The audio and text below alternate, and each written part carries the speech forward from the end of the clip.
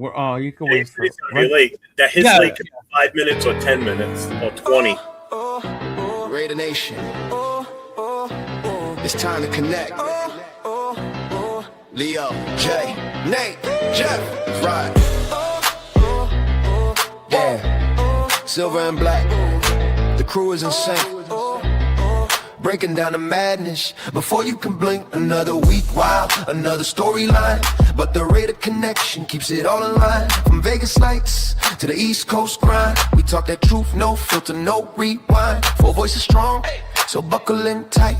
It's time to bring the nation to life tonight. This is the Raider Connection Show, where the silver and black stories flow. Leo, J, Nate, and Jeff on go, breaking every play down blow by blow. R-N-4-L, you already know. Welcome to the Raider Connection Show. Leo with the facts, breaking down the scene. Jay brings a fire, keeping takes real mean. Nate on the road with the vibe and the view. And Jeff swings heavy when the nation needs truth. Wins or losses, we show up proud. Raising Raider Nation, loud and loud. Hit that chat, pull up, don't wait. This is family, this is connection, this is fate. Silver shields up, the energy grows. Four voices united everywhere that it goes.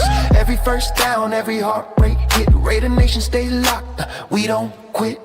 This is the Raider Connection Show, where the silver and black stories flow. Leo, J, Nate, and Jeff on go, breaking every play down blow by blow. R-N-4-L, that's how we roll. Welcome to the Raider Connection Show. So grab your drink, hit subscribe, let's ride.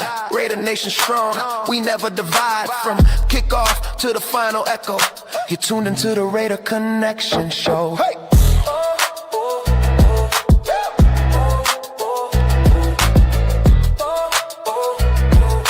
Tuned into the Raider Connection Show. Back to the Raider Connection. Welcome all the in the chat. How are you all doing tonight? Already? He's already starting, bro. Yeah. So, Leo, Jay, Nate, how you guys doing tonight? I am good. I just ate some sopes and some sopitas, so I'm chilling, big dog. Mm-hmm. Yeah. Nice. Jay, how you doing?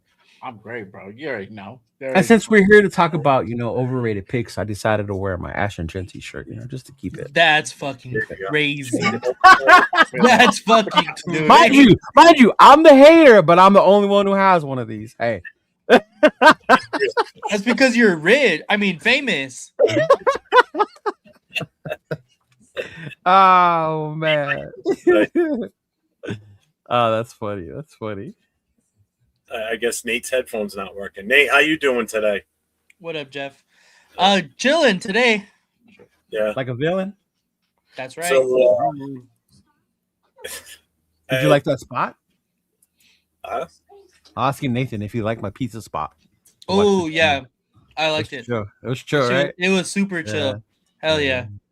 Did you notice that Hispanic family that was sitting in front of us, they were there for the birthday, but they were all cheering for Mendoza just because he's Latino? Is that what it was? I was trying to figure out why they were. Yeah. When you went to the restroom, I asked them. Yeah. Is that what it was? Wow. The dad was like half Cuban or something like that. And then the whole Mendoza thing, I was like, it makes sense. He's like, well, that's why your girls are cheering. He goes, yeah. Yeah. Check in with the chat real quick before we start here. We got Raider Ryans in the house. We got Robert Pena. What up, Robert Pena? I saw your message at IG. I gotta open up, Robert. I didn't see what it was. Ducking him. Right. But Jason Downs is in the house with us tonight. What up, Jason Downs? Edgar Sosa is here. Edgar Sosa. Tanner Jack is in the house. What's up, Tanner? What up, Tanner? Michael Guerrero's here. What up, Michael? What up, Big Mike? Ja Raider. Ja, the Clint Kubiak's biggest fan. Don't trip, fool. He just don't trip, fool. Dixon Snyder is in the house. Ao's in the house. Ayo. Yo.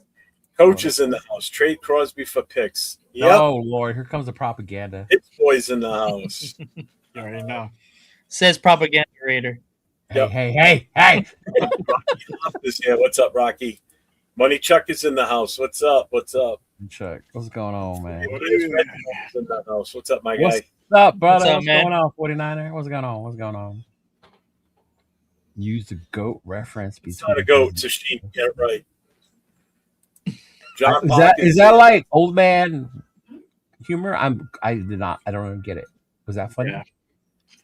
I don't know. I'm confused right now. I'm confused with the sheep? mustache. Yeah, no, the mustache joke. It looks like a kind of a goatee, but it's not a goatee because goats have that little bit of chin here, and that's why they called it a goatee. This isn't a goatee. No, I know that, but what Jason said, was he trying to be funny? I don't know. I ignored it.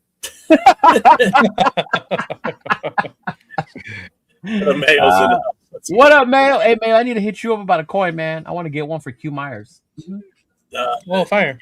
In the house. Tyler A's here today. Sacktown Mike is in the house. Mike, how you feeling, brother? What up, Mike? Hey, what's going on, my brother from another mother dispensary, brother? Raider Nation's here. Arnie Gaz is here. Gabriel Arnie. Yeah. Springfield. Isn't that where the Simpsons are? They never said what state, bro. They never said which state. Arnie, shout out to Arnie. Always starting off with questions. I know. Choice for our next head coach. Well, funny that you asked that because it's pretty much where we're going to start tonight because that's the only place anyone should be starting right now is need to figure out who our head coach is before we go any further in any other discussions. So I kind of got a gist on who you guys are interested in. Mine's that changed a little bit after what happened with Buffalo for me. Yeah. Okay. I know. All right. We'll start with you. I think there's been a lot of movement around the league that we haven't been able to talk about. So it definitely has kind of shifted and swayed. That one kind of shocked me. I was like, oh, what? Okay. Which one shocked you? McDermott. Oh yeah, right. Jay, you thought it was surprising too, right? Yeah. I was like, okay. I mean, I guess they're wanting like Super Bowl or nothing at this point. Right. Yeah. It's funny when you're those teams that are like constantly make the playoffs and you just can't take that next step. You want to fire the coach, right? Yeah. And we're just trying to find a coach to get us in the playoffs. It's like careful what you ask for, y'all. I'm just saying, like, we're trying to get us more than 4 wins at this point. Right? For real though. Yeah, Josh McDaniels should get a hard looking at then. That's what I'm saying, man. Oh, so right. So what's the buzz on the coaches that you guys? Where are you? Where is your direction then now? So after our show yesterday, I had 2 thoughts. I know when we were on yesterday, the news dropped about Mike McDaniel possibly becoming the OC for the Chargers, right? Without a change of heart was the thing that Adam Scheffler put in there. And I was like, say like in whatever universe Kubiak goes to the Ravens, right? And then out of nowhere, we offer McDaniels the head coaching position. Like, wouldn't that be funny for us to tell the Chargers, fuck you? He's not going to be your coordinator. He's going to come over here with us, and he's going to be our head coach. I thought that would be fucking hilarious. But my other thought was with McDermott, with what's going on in Buffalo, and obviously I think he's a good coach. But I was thinking, like, what if we were to get McDermott and like pair him up with Daboll? Because they were the two that kind of started with Josh, right? Mm-hmm. So I was like, ooh. Daboll being brought into Buffalo for an interview as the head coach. Yeah. I saw that. Mm-hmm. Yeah. So, but I mean, I wouldn't be mad at a McDermott Daboll combo at this point, honestly. I would be. Yeah. Mm-hmm. I would still prefer Kubiak, to be honest with you. Yeah, I think all roads point to Kubiak. Like, and it's funny because the nation's getting impatient. Like, look at everyone's getting higher. We're gonna be stuck with nobody. The dude first Seattle has to go. Yeah, Seattle has to go win the Super Bowl first. So yeah. Well, I'm not gonna win a Super Bowl. Just to coincide with what you just mentioned here. This is the message that I got from him. Clint Kubiak? Yeah. I'm gonna try to bring it up on this. Oh yeah. That's a daily message update from Ja. Yeah. So Clint Kubiak is interested in Raiders' job. That's what has been said around Seahawks media as of now. whatever was said on Zoom call with Tom Brady, it sounds more realistic that Clint Kubiak will definitely be the next head coach of the Las Vegas Raiders. Right. So if that's true, then I think we kind of get our wish in a way. Mm-hmm. You know, we get, most of us, I think, for the most part, get what we want in the head coach. Offensive minded. I'm guessing he would bring Clay as the offensive coordinator. I don't know if he would. Do you think that would happen? I mean, I don't think he would. I don't know. I mean, what is a better position, where he's at now or with the Raiders? Well, I mean, to be, I guess, closer with his brother. You know, that'll be a thing, and then kind of like have more say. You know, when you think about it now with Clay, like everyone's he's there, but who really calls the plays? You know, like well, how much is he doing? Yeah, I see. You get that whole thing. I can see that. Mm-hmm. I think it would still be kind of the same thing a little bit as well. Yeah. Like, you know, it'll be a lot of Clint calling plays. I don't think it'll be so much. You think he would still, even if he brings his brother, you still think he would still be the play caller? Shadow. Yeah, I still think it would be heavy, but I think probably Clay would have more freedom than he probably if he would stay in. Because you got to remember, as a head coach, when Clint comes here, yes, he's a great offensive mind. He can run the offense, but he's not only responsible for that side of the ball anymore. You know, it's a different role as the head coach. Yeah, when the game plan comes, he can be the main one. This is what we want to do. These are the plays we're gonna call. But as a head coach, he's still gonna fucking need to have some input on the defense, special teams. We saw how important special teams is, right? Shout out to Jonah. Like, we don't want Jonah out there blocking again. You know, like we don't want that kind of shit again. But Vrabel didn't play us last year. That was he was going to be hired by the Patriots before we even finished our last game. Jared Mayo got fired before our game even started. Oh no! Once Mayo was gone, it was it was Vrabel was going over there. Oh yeah. 4:30, the Patriots finished their game. Then we started. Before our game even started, Mayo had already been fired. It was already all over the local news. As soon as that happened, I was like, well, there goes Vrabel. We're not going to get him. He automatically was going to the Patriots. Yeah, I remember me and you said that. Like, as much as Vrabel sounds cool, he's going to New England. There's no way he's not going to New England. Once that position, that was a done deal. Yeah. Mm-hmm. Yeah. So Jay and Nate, where are you guys in the coaching? I still think it's probably most likely gonna be Kubiak, bro. You know, he's my 1B. I don't think it's gonna be. Who's your 1A? Mike LaFleur. Oh, I like Mike LaFleur. Yeah, I like Mike LaFleur. I don't think he's gonna be it. I don't think so either. But McDermott, I would love the Raiders to go ahead and interview him. I don't think nothing's been sent out as of yet. I think they're just wanting to kind of focus on Clint, but I still think they should still continue to interview prospects. You never know. You know, at the worst, you'll have a backup guy. You know, you need a couple backup guys, to be honest, because what happened fucking last year, we ended up with old man Pete. I know. And I think he was like the third choice or second choice. I don't even know. Yeah, we got left with our hand in the cookie jar. Like, oh shit. Yeah. So by what he's saying here, won't let Clay leave, meaning Clay leave the 49ers to come be the OC for us?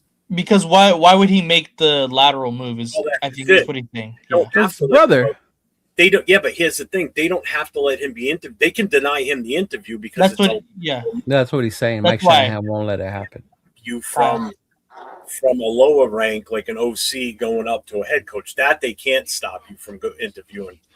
The 49ers can stop that one right there. So, Nate, where are you? You same boat, or? Yeah, I do think so. My number one is Joe Brady because we kept saying how we want to have an efficient running attack, and the Bills had the number one running offense this past season.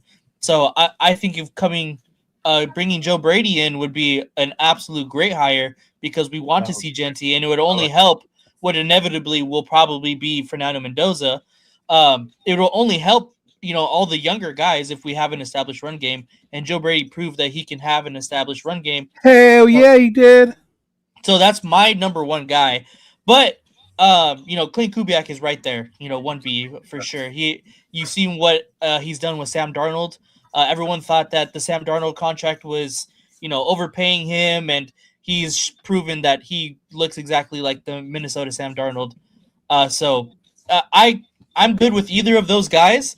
So as long as those two guys, really, I do think Joe Brady will end up being the Buffalo head coach. I think so too. Mainly because I think Dabble has been too removed from Buffalo like for too long to go back and still be in good graces with everybody there.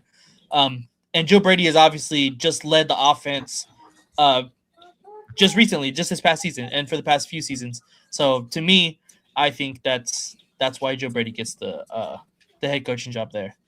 Just so you guys know, Nathan's not being completely honest. Nathan actually wants Coach John Gruden to come back, but he don't want to say it on there. I fucking love John Gruden. I do. He's like, please. I do love John Gruden. I don't want him back, but I love John Gruden. He wants that big statue, Modelo statue of John Gruden. Yes, I do. I told him that the other weekend. I told him that. Just a shout out to everybody that's in the channel right now or in the chat. What up, Dominic? New to the show, make sure you hit that subscribe, that notification, the thumbs up. Oh, I forgot to like what you're hearing and what you're seeing. You got Fortune, you got Lion up far, one rated Jeff. Next to me is Cheeto Linus.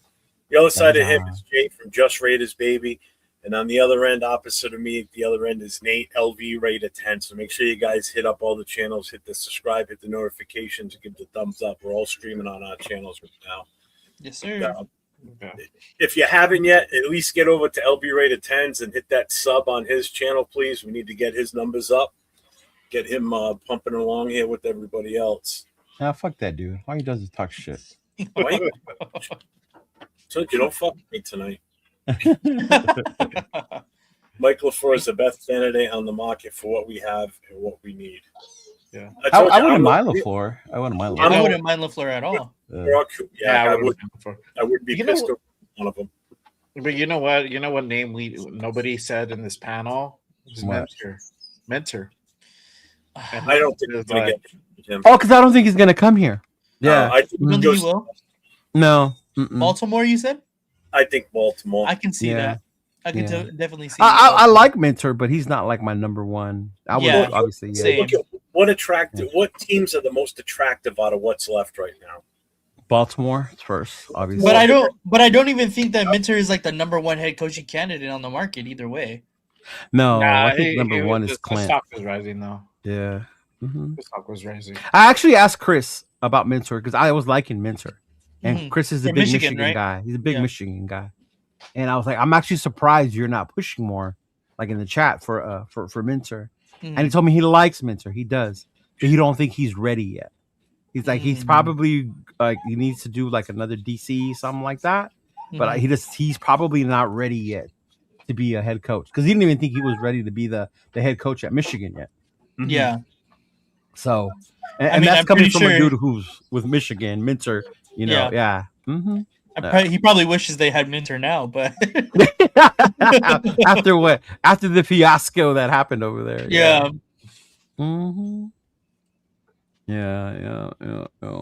Yeah, I keep hearing that the what's his name? Brady was gonna end up staying at Buffalo. Yeah, I think that's what ends up happening. Yeah. Hey, was that you that called Q Myers' show today? When he asked if you were, how would you feel if we got Webb, Webb, made him head coach, but then he brought Cliff Kingsbury as his OC. I guess he was Webb's coach at Texas Tech. So they have a real good relationship. I would rather have Cliff Kingsbury as the head coach. So Q Myers was asking the people that, like, what are their feelings on bringing Webb over here with Cliff as a head coach OC combo. Yeah. And some guy named 805 Raider called and chimed in. And I was like, I wonder if that's 805. Did he really? Yeah. Well, he texted, so you couldn't hear his voice. Oh, I was gonna say, yeah. It was probably the 805 Raider. But then I didn't think it was because he didn't say, the text didn't say, here's the thing. You know, like it didn't start off that way. It didn't start off that way. I'm dead. Yeah. Uh-huh. Oh. We'll come back to that question. Don't trip. What are the odds Good Mendoza run. gets what? What up, Rundown? What up, Run? I thought you was hopping on, big dog. Where you at? Where you at? Do you need the link? I sent it to him earlier, but let's. It's in the studio. He has access to the studio. He's Oh, access okay. to it. Doesn't need no link. Studio? You don't need no stinking link. Right, bro. Oh.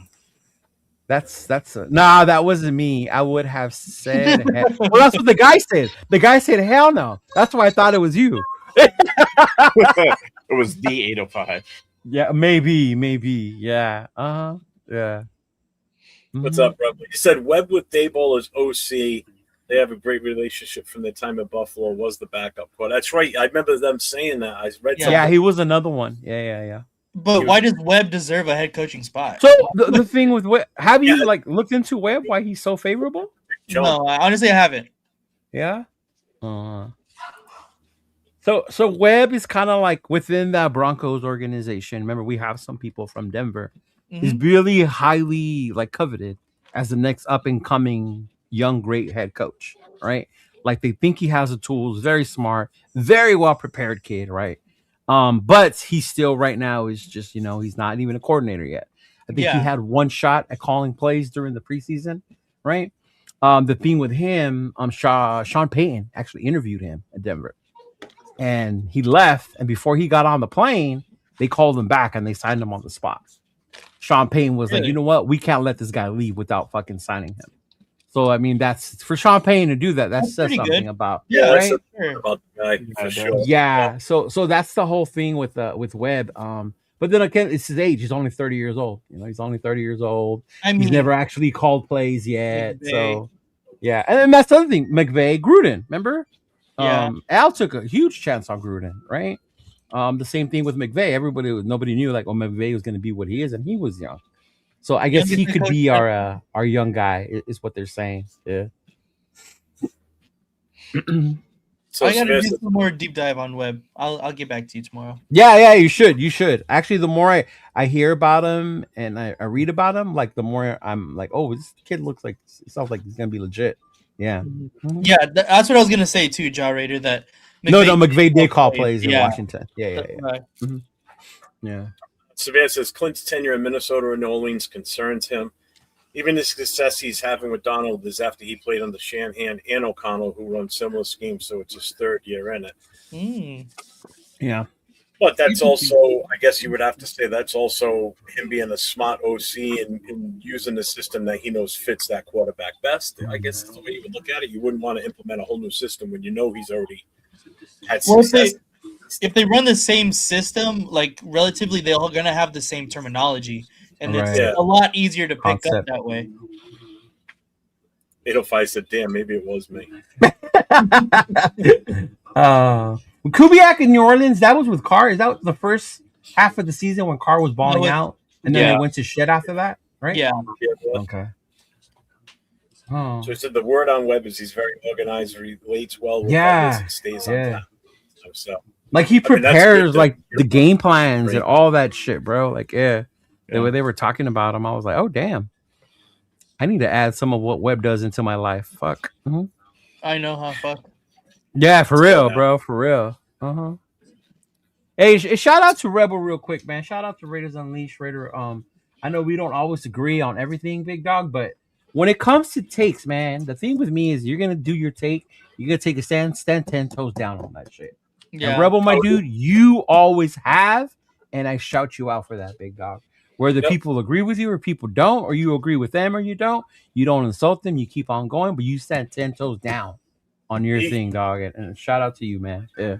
True. I mean, look, seriously, I mean, he's been 100% behind AOC since he got here, basically. He's been solid on sticking to his guns about not taking Mendoza with the first overall pick. Yeah. So, I mean, I give anybody credit that stays by their word, like Leo just said. Mm-hmm. Yeah, is out there. There's already a bunch in the chat that are naysayers that I know have already said something to me in past shows earlier today already. So I know it's coming at some point tonight once we get into that talk. So I'm ready for you tonight. We're gonna have some fun. What's up, Hummer? What's going on, man? Fernando's gonna make his extravagant entrance, bro. Lord of the Lights. Who Right run? Yeah, he's gonna have a WWE entrance. Oh my god! And he comes in, I'm playing the. Fuck. Give me. I wouldn't. He does favor Mendoza, but I wouldn't call him the sheep because when you do ask, I know he's not. Oh yeah, he likes that. You know what I mean? There's plenty of people that are. Yeah. Mm-hmm.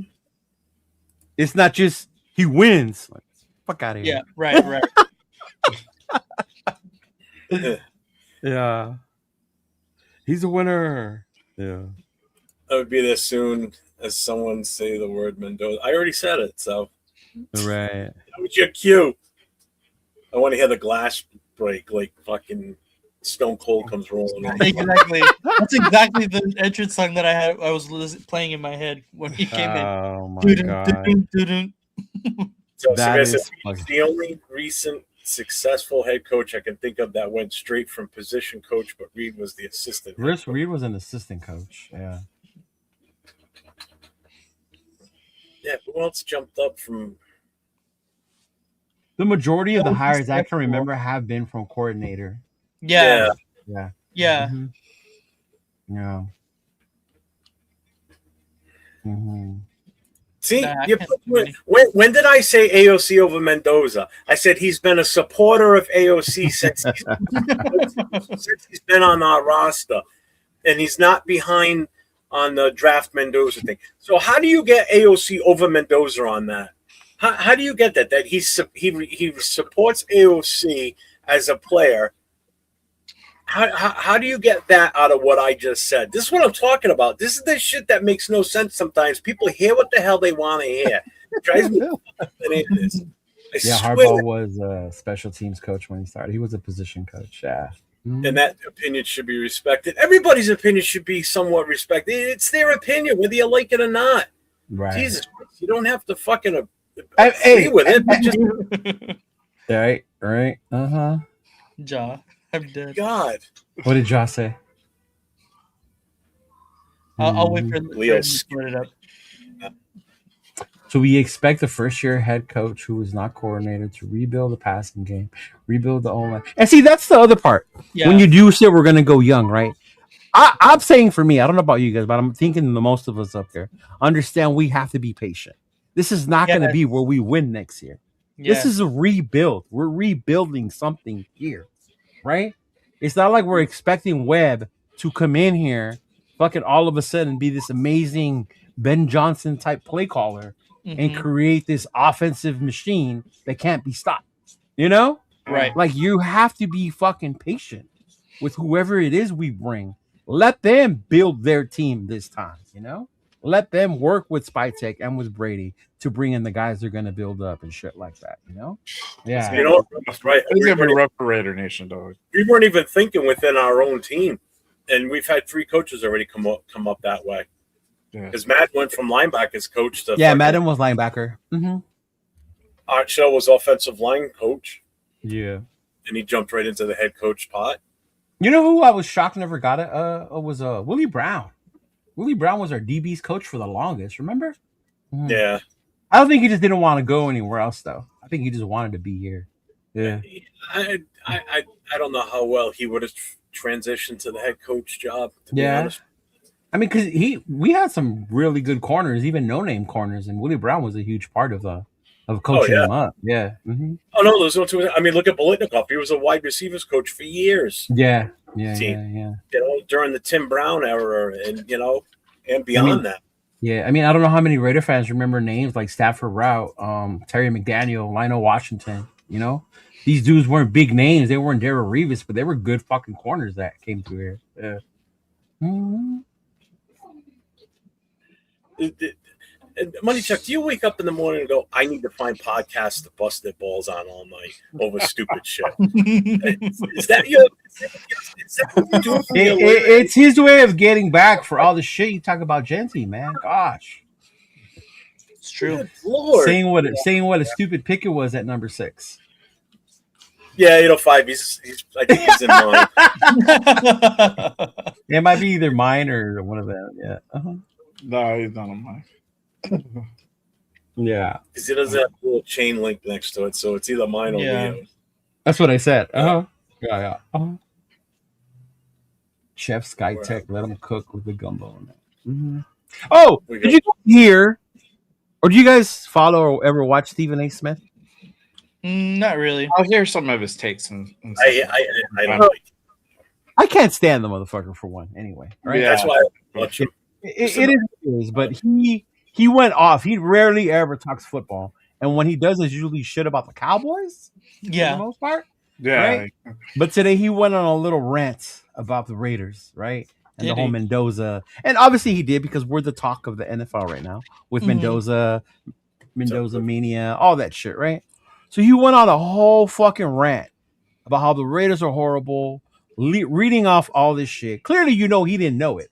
Somebody probably fucking handed it to him, But the thing that pissed me off the most was he basically told Raider Nation to shut the fuck up and let Tom Brady do what he's gonna do because he knows what he's doing. And this is how I know the motherfucker don't follow. I get Tom is the GOAT. We love him. We respect him. All of us love him. Jeff hates him. With reason. He's from New England. He has a right to. Right? But to all of a sudden assume that because he was the greatest quarterback or whatever, that he's going to be this amazing owner or GM, right? That has all the right answers. Like, no. Talent evaluated too. Right, exactly. An expert, I mean, come on. Right, yeah.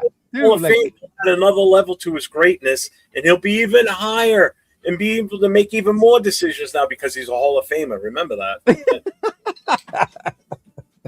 But yeah, I thought that shit was fucking hilarious, dude, by Stephen A. Smith. I was like, man, shut your ass up, man. Jesus Christ. Let's see. What do you guys think about Gruden being an OC? No. Absolutely not. I'm so sick and tired of people calling in.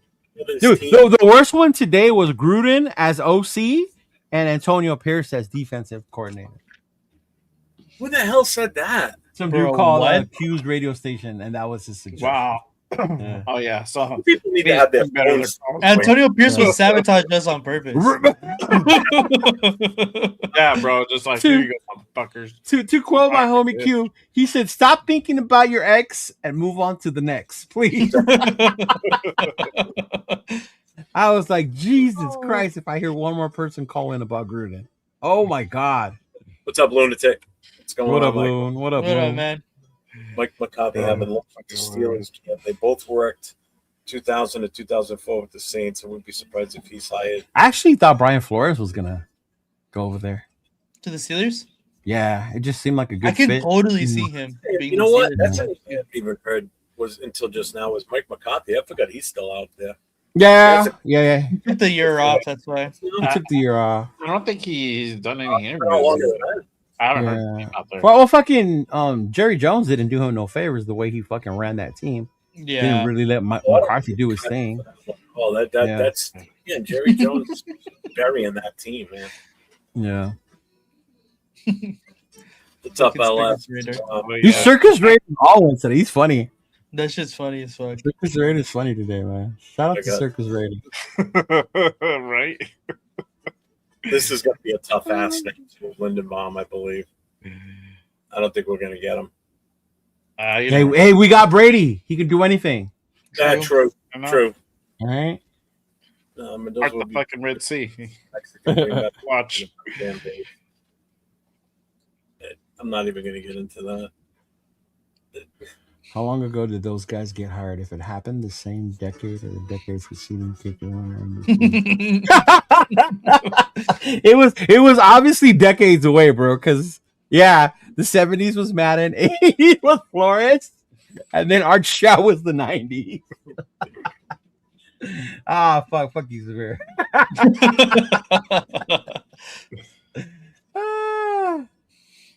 Oh my lord. Coach, you talking about that offensive line, the offensive left tackle, or the defensive tackle? Because the 6'9" guys, they're offensive. The offensive tackle. That guy, oh my! I still can't get over how we talked about it last night in the show. I brought him we up. did. Massive compared to everybody else come that field. Hey, what's up, Mike?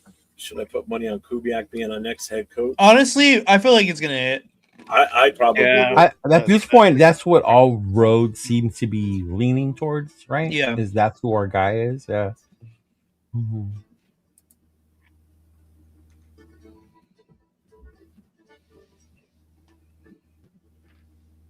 Hey, Sam, if I had $1 for every time somebody told me that Genty was generational, I wouldn't be on YouTube right now. I'd be chilling in Mexico, bro, Cancun. You know? He'd be sleeping on freaking downtown LA Skid Row, dog. Come on, right? don't lie. Come on now. Don't lie. No. I didn't say no. I said generational. Remember that? Yes. He's not generational. Okay. Jeremiah Love is not generational. I don't know that yet. He hasn't played. We'll see. Oh, all of a sudden. And if I do say it, it's in a private group chat amongst friends, asshole. Right? This reason I forgot him. Yeah, probably. That's what it said, bro. Yeah. Oh, what's up, Chico? What's going bro, on? Bro, I made week, but at least I know how to spell week and which one it is. The one you spelled is the day of the week, dumbass. That just this is what you are. Look, right there. That's how you spell it, buddy. Take your ass back to your dollar school. What's up, Big Lock? What's going on? That's what makes it funny is the motherfuckers who talk so much shit, but they can't do the simple things like spell. You know? That's what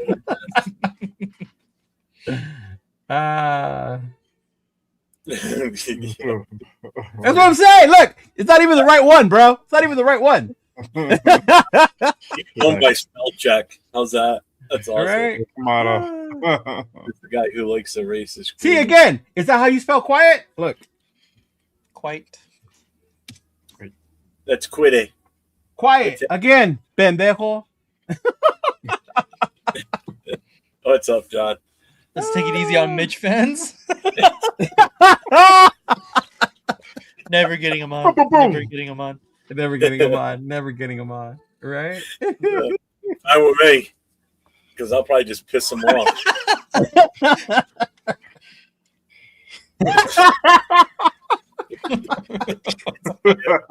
Fucking severe. Oh man. Yeah, fucking Leo became a school teacher out of nowhere. Hey, bro, and I'm the immigrant. I wasn't even born here, and I know how to spell. He did ESL before he did English, bro. Yeah, come on now. Oh, I had to do that. Spell check police around here. You ain't gonna get it from me because I am horrible. He said that not regrets. Oh fuck!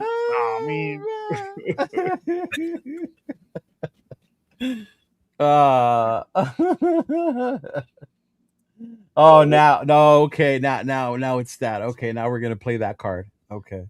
Mm-hmm.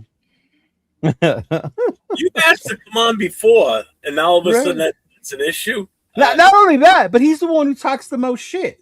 And now it's like, oh, don't talk shit about me. And come on, man, stop. Excuse me while I eat. Are you Marine? Leo's doing. I am the Spanglish. Exactly. See, he knows. He knows, man. I have a question for Jay and Nate. There you go. All right. What is the last rated jersey purchased? Well, for me, it would be my daughter's Max Crosby jersey. Oh, nice. Yeah, but if it's for me, it was Bowers. Bowers? We know you're not. We know you're not fitting into your daughter's Max Crosby jersey. So. Damn. The fat shaming has begun. Fit like the ham, bro. That's it. You know? I can't even think of the last one. Oh, wait a minute. Nate might have to answer this by the last Raider jersey he won in a raffle for free somehow. Oh, that was just 2 weeks ago. See what I mean? That was. You want to see it? Hold on, give me a sec. Bakersfield's coming up. He'll probably win another. Want another one? Yeah, he won one from Raider Will. Yeah. Oh shit! Did I see it? No. What's up, Randy? I know he bought one off of me. He got his what you call it? His LV Raider 10 one. Up there. Yeah, I seen that. That one's sick. I did see it. Yeah, okay, that's pretty damn cool, bro. I like that. That's different. So the last jersey you bought is the one you bought off of me, Nathan? Yeah. Okay. That one or no? I bought my girlfriend's pink one at the. Oh yeah. Oh, watch out, Randy. Randy says Fernando was average on Monday. Perfect for the Raiders. Oh Lord. Randy and the Broncos. Now we can draft them. Hey, Randy, if you're a Broncos fan, man, I got a question for you. And maybe this is just me because the year we had Stiddy, I wanted to keep him there. I didn't want to go get Jimmy. I didn't want to do any of that shit, right? My suggestion was you rock with Stiddy and see what he's got while we build the rest of the team. Then we go get our quarterback or whatever. Stiddy's going to start on Sunday, man. Stiddy's starting on Sunday. Sean Payne's excited about it. He's not concerned, right? He likes this kid. There's got to be something good about you. I'm just saying, bro. I would not be surprised if Stiddy goes out there and he balls out. And if he does, I'm going to be upset, dog. I'm going to be upset because I really wanted to keep that kid. Like, we lost him for $5 million. $5 million. It depends what Stidham goes out there. Like, if it's 49ers against the 49ers Stidham, they're going to fucking win the game. Like, he was a baller that game.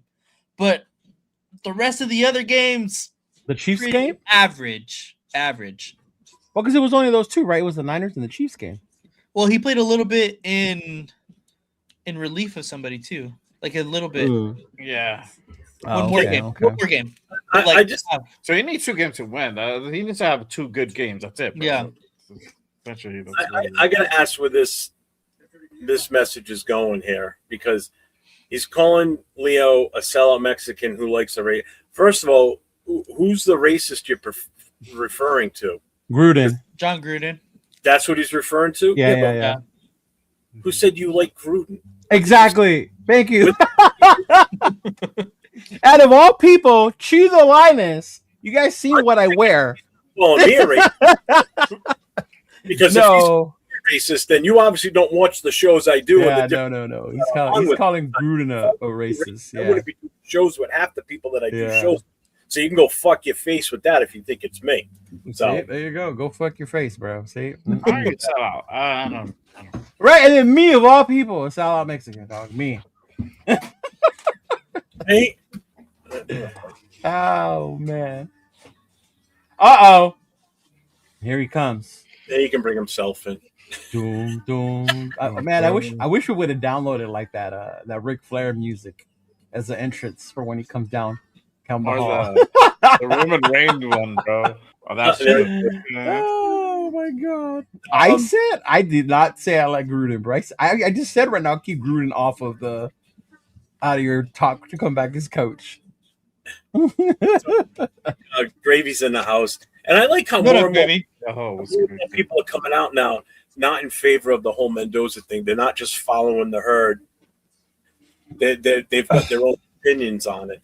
So he says, I don't trust Brady or Spytek. I hope one of these defensive guys out there needs to be head coach. Getting Mendoza will be 5 years of mid-play, but we're used to that, though.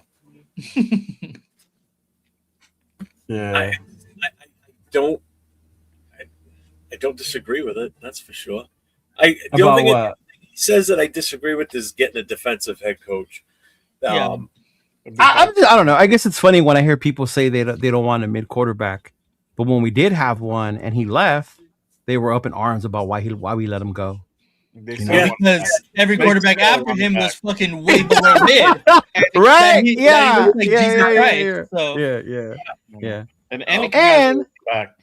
And for shits and giggles, as much as we might be opposed to not wanting him in number one, I don't think I've said he's mid or that he's not. I don't know what he's gonna be. I don't. Yeah. Right? Yeah. Oh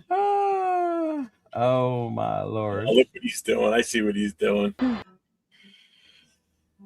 Yeah, I heard somebody Yes. say Mendoza in this motherfucker. What's going on, man? What up, dog? How's What it up, going? dog? What's What's good? happening, man? Hey, What's just to going let you on? know, we got Money Chuck in the chat, and he's up for fighting people today. So you know how that goes. Money Check. I don't know, man. Money Check have a hate love relationship with me, man. When it came to Oh, the okay, Jiggy okay, thing, okay. he All was right, pissed. all right. He heard I like Mendoza. We cool.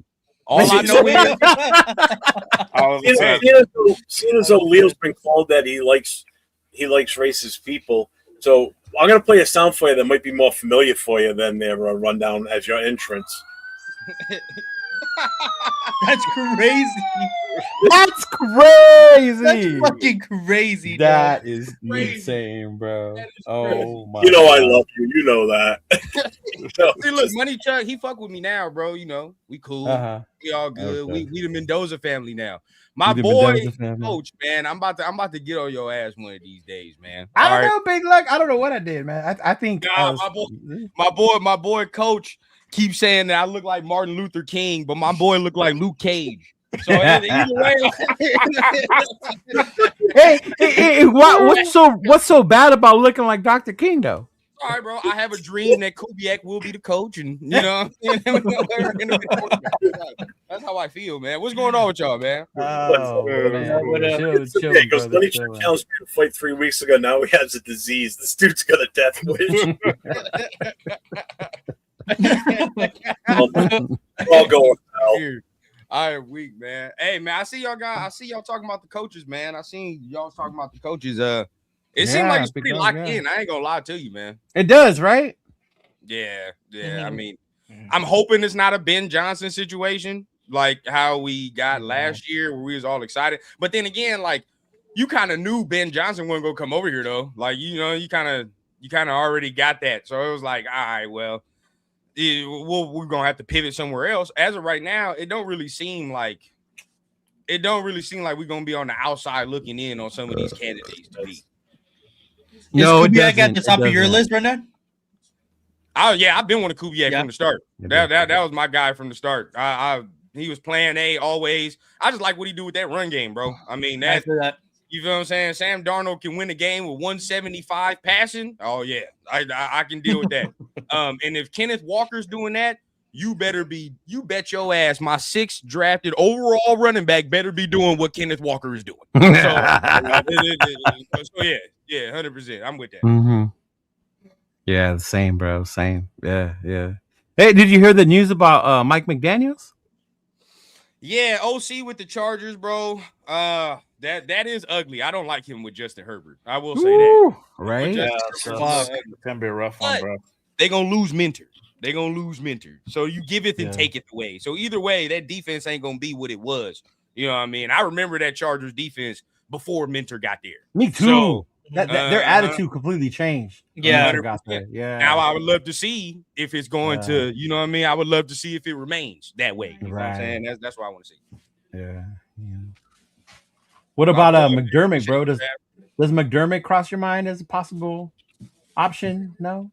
If I ain't want Harbaugh, why the hell would I want McDermott? Hey, look here, bro. You gotta keep it a bean. Yeah, yes, you could say they build the culture and stability, but at the same time, bro, like if you can't win with Josh Allen and you can't win with Lamar Jackson, all y'all up in here, you mean to tell me you confident he can win with Fernando Mendoza as much as y'all talk? Oh, y'all ain't gonna be confident. No, you're not. So but we're really blaming that loss on McDermott. We're not gonna let Josh's turnovers on it. No, that loss. Now, what the Bills are doing is pretty stupid. I ain't gonna lie to you. They probably shouldn't have fired Buddy, but at the same time, you know what I mean? Like, you're not coming in the situation you had over there, bro. And secondly, they only drafted like 3 Pro Bowlers in his tenure. I know, yeah. You know it's bad when they're arguing about Key and Coleman. Bro, like, that's when you know it's bad, right? Yeah. I'm here, and you mean to tell me you want to get a coach that's drafted 2 Pro Bowlers to this team? Okay. Yeah, all right. We for sure gonna be fucking off the draft again. Same with Harbaugh. You know what I mean? So it's like, nah, it's young coaches for me, bro. We gotta go young. at this point. I agree. Gotta go young, bro. I mean, I don't see why we don't. I mean, right. Our last 4 out of the last 5 head coaches we've had are retreads. Like that, they're retreads. Jack Del Rio was a retread. John Gruden was a retread. AP wasn't. Josh McDaniels was. Pete Carroll was. You feel what I'm saying? Like that's 4 out of the last 5 guys, bro. And the one time we did have a rookie head coach, we fired his ass after 1 year. So you think it's time to go young, look for something new bro, again? You gotta bite the bullet, even if he sucks year 1. Now, if he's just complete dog shit, you can tell, right? It's like, all right. Yeah.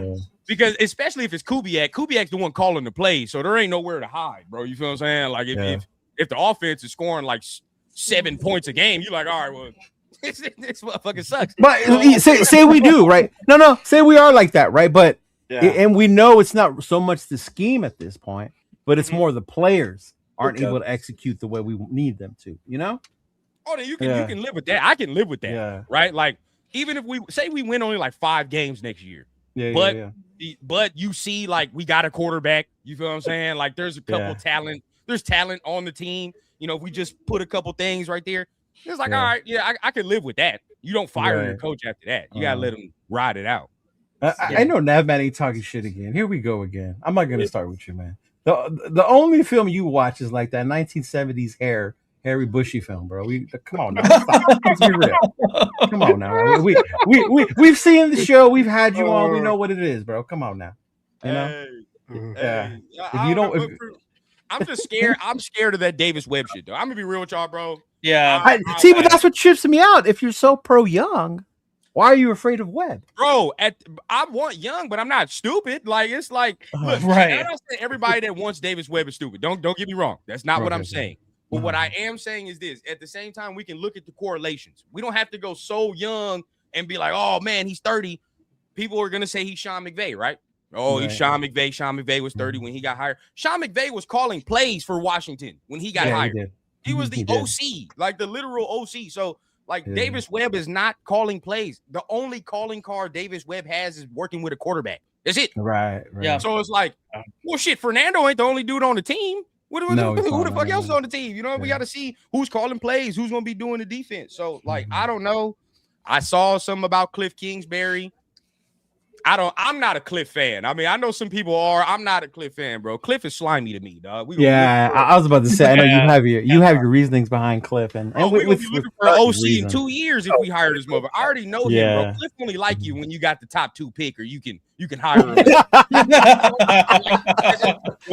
Watch we do bad year 1.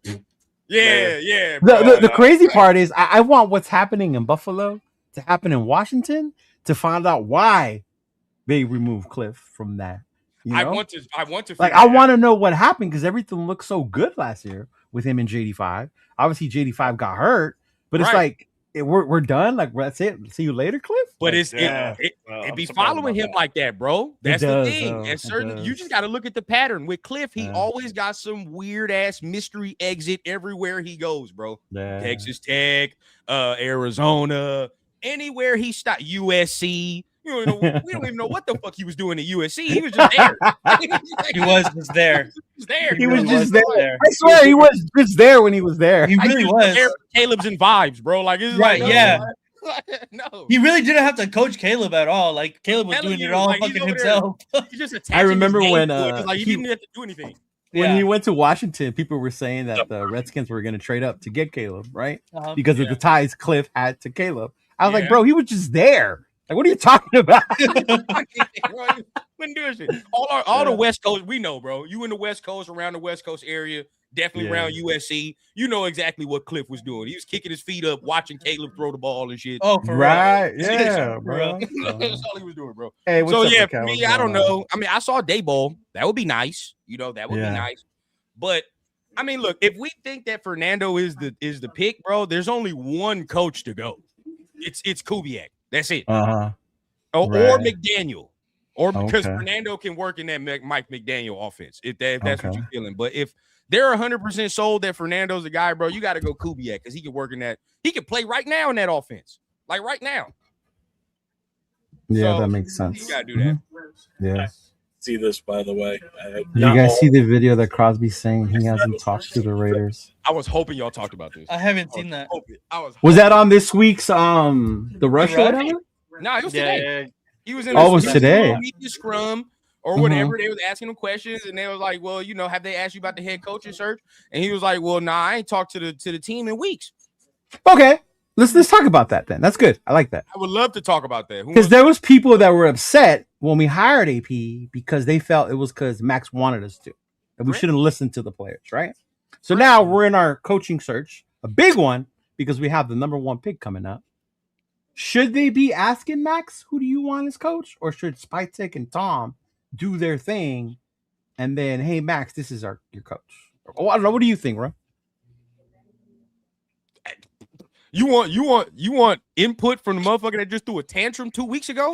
I'll go first on this one. Why are we going to ask him if we want to trade him away? So his voice doesn't matter to me. Bro, and the next thing is like, okay, that too. If we do trade him, then you definitely not asking him who the fuck they coach. Right. Yeah. Would you ask him if there's a chance that we may be offloading him? So yeah. We want his input. Whatever. Right. And even if we're not, sorry, Max. I like this, bro. Yeah. I like this. Even if we're not, bro. Spytek, lay down the law. No. This is my shit. We'll be doing it the way I see fit. You feel what I'm saying? Yeah. Now, some people like a professional organization. Exactly, bro. Yeah. Some people cannot like that, but Max had his input and had his chances multiple times in his Raider tenure. It is what it is. Not saying he was wrong for saying that because of a player of his caliber, he should have that at the time he was, right? But now we've seen you've already had that. We see that there is a plan in place. I'm not gonna go to turf doom and gloom. There's a plan. There's a plan, bro. So at that point, I'm gonna let it unfold. And there's no point. No point. Yeah. What's up, Leo? Yeah. I'm not mad that they're not like, hey Max, what do you this coach? Like, oh, that's why should they be contacting? I know who they should be asking. Fuck all that, boy. Go ask 89 who he wants. That's what I want. Go ask 89. Go ask 89 who the numbers the other way. 89, not 98. Yeah. Ask 89 and number 2, especially the most. You got a quarterback that's gonna come with him. You got a head coach that's probably offensive that need to be able to work with him. Yeah. Who do you need to ask? Yeah. But having no contact with your franchise player, not even just about the head coaching situation, that doesn't ring good for me either, considering he just got the surgery. Like, just checking up on your player. Like, hey, how you feeling? Blah, blah, blah, whatever. Like, that's your franchise player, bro. I'm just gonna not after April. Because the chat's been on point with us with what we've said so far, right? So Max is gonna be on the way out. Good thing for the Raiders. Whoa. We didn't say all that. I just said don't check in with him. In his opinion, in my opinion. But y'all, we gotta be honest though. Max is not a GM. That's one thing. That's why would Crosby need to talk to the GM and owner about a head coaching hire? He's a player, not a decision maker. Right. Cool, Kev. They don't want to give Max too much power. Right. No, don't give power to the players. So I think Max will get Leonard at DC. Look, now check this out. That happens. I'm gonna say the elephant in the room, bro. I'm about to say the quiet part out loud. Okay, I'm just about to say the quiet part out loud. After April, Max ain't the face of this franchise no more. Oh no, it's not. This is real talk. He's not. I mean, and that's not a slight. It's not a slight. It's not, but he's right though, because the position quarterback first overall. Yeah. Bowers and Reese. That'll be the face of the team. One offense, one defense. I think. Can you imagine, boy? I keep telling you, y'all ain't gonna be satisfied. So Josh Dobbs is QB1. You ain't gonna be satisfied. You better stop with that. Okay, just wait. But either way, bro, like it's just the quiet part. He's not going to be the franchise, the face of the franchise anymore. Right. You know what I mean? So it's like, well, we're going to become if some fans have their way that I've seen in our chats in the last few days, we're going to become the Las Vegas Hoosiers because everybody wants the QB. Yeah. We got to get. I hope not. We got to get all the. Not. Yeah. We got to get all these guys. We got to bring them all over. We need to make him as comfortable as possible and draft all the Indiana Hoosiers Yeah, we got to get And then Coogan. We got to get Surratt. We got to get. I'll take Coogan. I'll take Coogan too. I'll take Coogan and Surratt, and that's it. Those three. There you go. You know what? Right there. But they want everybody though. Wait a It's minute. not gonna happen. That's not the way it works. You know. Yeah. It's just No. Hey, I'm gonna be real with y'all, bro. Yeah. I mean, when we get to the Fernando question, I know we can talk about it, but that team is not talented. That team's not fucking talented. If you look at, they're comparing that team to 2019 LSU. There's not a single body on the Indiana team that you're taking over anybody on LSU in 2019. That's Joe Burrow year. Stop. Right. Including Mendoza. Bro, Jamar Chase and Justin Jefferson had damn near 4,000 yards combined. That 2019 year, bro. Like you're not taking no fucking Elijah Surratt over that. Stop. No, nobody's doing that. still not taking Mendoza. He's on a run first team. Run first team. What are we gonna be? We're gonna have to be a run first team. We should be though. We should be. I don't see why we drafted don't. a Yeah. running back sixth overall. You have to Yeah. be. You have to be. There's no other choice. They have top tier talent, but want several of their players and their coach. I don't want any player besides Mendoza. The coach is definitely not coming here, bro. I don't even know why people even brought that Signetti shit up. Like, it's not happening. I think that's absolutely ridiculous when people were saying that. Thank you. What about Signetti? I'm like, why are you even wasting your breath? That's a foolish thought. It's not going to happen. You know what it is? It comes down to the like you see the new shiny thing, and it's like, oh, we got to go get that. You know, like, oh, look at what he's done over there, without really fully understanding. There's some coaches that are built just for college football and are happy coaching college football. That's good. Yeah, that's okay. And that's good. That's good. Saban himself said it. You know, I'm a college football. Saban left because he saw the changes that were coming to college football. He knew NIL was coming and what it was going to do, you know? And he said, I'm out. This ain't for me anymore. I fuck with Pons too. No, we do need Pons is another one. We do need a nickel. So I will say that. We do need a nickel. Yeah. I do like Pons. But other than that, I mean, hey, look, I'm gonna let Jeff, I'm gonna let LV start it off because I know I'm probably the only one on here that probably do like Mendoza, unless my boy Jay. No, Jay does. Jay does. I do. Yeah. So let's give everybody a quick context. So we have a little treat for everybody. We're gonna have a little debate, and it's gonna be the Mendoza guys versus the anti-Mendoza. Time out. Real quick before we start. So who are the Mendoza guys and who are the not Mendoza guys? Well, you already know. You tell us. Mendoza, man. Put yourself. You over tell there us. Well, I'm just saying though, because there's some people in the chat that seem to think I don't know what I'm talking about because I don't like Mendoza, but another guy says the same thing, and he knows what he's talking about. And there's only one difference between me and him, and that's the tone of our skin. I'm just saying. You know, I'm just saying. And this is funny because honestly, like last year, I was all against who everybody in the nation wanted to pick last year, which it's spilled milk. But I didn't want that. Now this year, we're getting into that now, Mr. Bro, I feel slimy, dog, because then it's like, I agree with all these motherfuckers now. It's like, I don't feel good about that. Shit, that's funny. No, you know what? And I'm with you. I was just saying that to joke around. Everybody knows I don't want to draft him. My option is to trade the fucking pick. Yeah, that's what I would want to do. Yeah. Okay, so you look. My argument, although I do like some of this argument circus, my argument will not consist of these things. I have some actual bullet points I came prepared. God damn it! I knew I was going to come I prepared. told you he's gonna have an index. Oh, he was prepared yesterday morning, bro. He had fucking names of players. I don't think he was born when they played. I'm ready. But hey, I want to hear from y'all though, because real talk, like, you know, when I'm on Twitter, you on social media, anytime you say, "Oh, I don't like Mendoza," you ask somebody why, it just be, "Oh, the vibes. The vibes aren't right." Yeah. There you go. I agree. And same thing the other way too. Yeah. I'm not gonna listen to that shit if you're just like, "Oh, he don't look like a number one pick." What does that mean? He doesn't run around and throw across his body 70 yards. Huh? Like, you feel like I don't like this shit, bro. I don't like this. But that's on y'all. I know y'all ain't gonna do that. No. It ain't. We talked about it yesterday. Like, there's certain stuff that we talk about what we don't like that we don't need to bring up. Yeah, that's separate. Yeah. There's certain other shit. Like, certain other shit. Yeah. But y'all go ahead, man. Let us know. Go ahead, man. Start it up. Yeah, of course I'm on the anti-Mendoza side. Yeah. LB start us off, bro, or Jeff, because Jeff, y'all. I want to hear from Jeff. Yeah, I know for me, he's been holding him back a lot. You gonna start us off strong, Jeff. You gonna start us off for strong. sure. That's why. Oh, you kind of want me to go last, to be honest with you. Why? You gonna start us off strong. I got a whole sheet of stuff, so go ahead. Yeah, let's hear it. I do want to hear from you though. For but sure. they're mostly rebuttal. Start it with it. Oh, they were rebuttal. Go and ahead. I think that's the thing, though. When you argue with people, it's like people have rebuttals as opposed to giving you their reasons.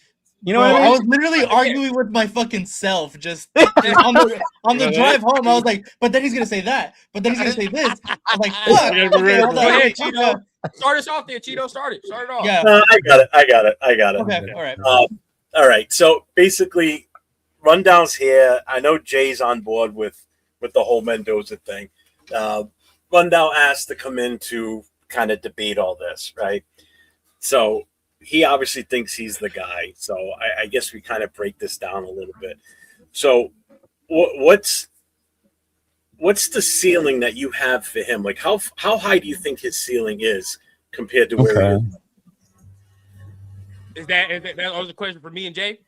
Yeah, because I'm definitely on the don't take Mendoza. I'm on the same path as Leo. And I've been on this path since before he even became the talk, to be honest with you, because I think right now the situation we're in, it's more vital for us to get as much talent that we can plug and play rather than plug and wait for it to charge where they're good enough.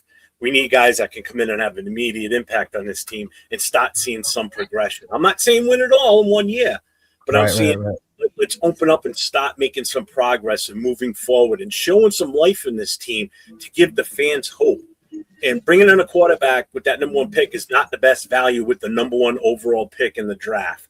I'm sorry. I don't see it that way. I don't care how good he is, how great he looks in college.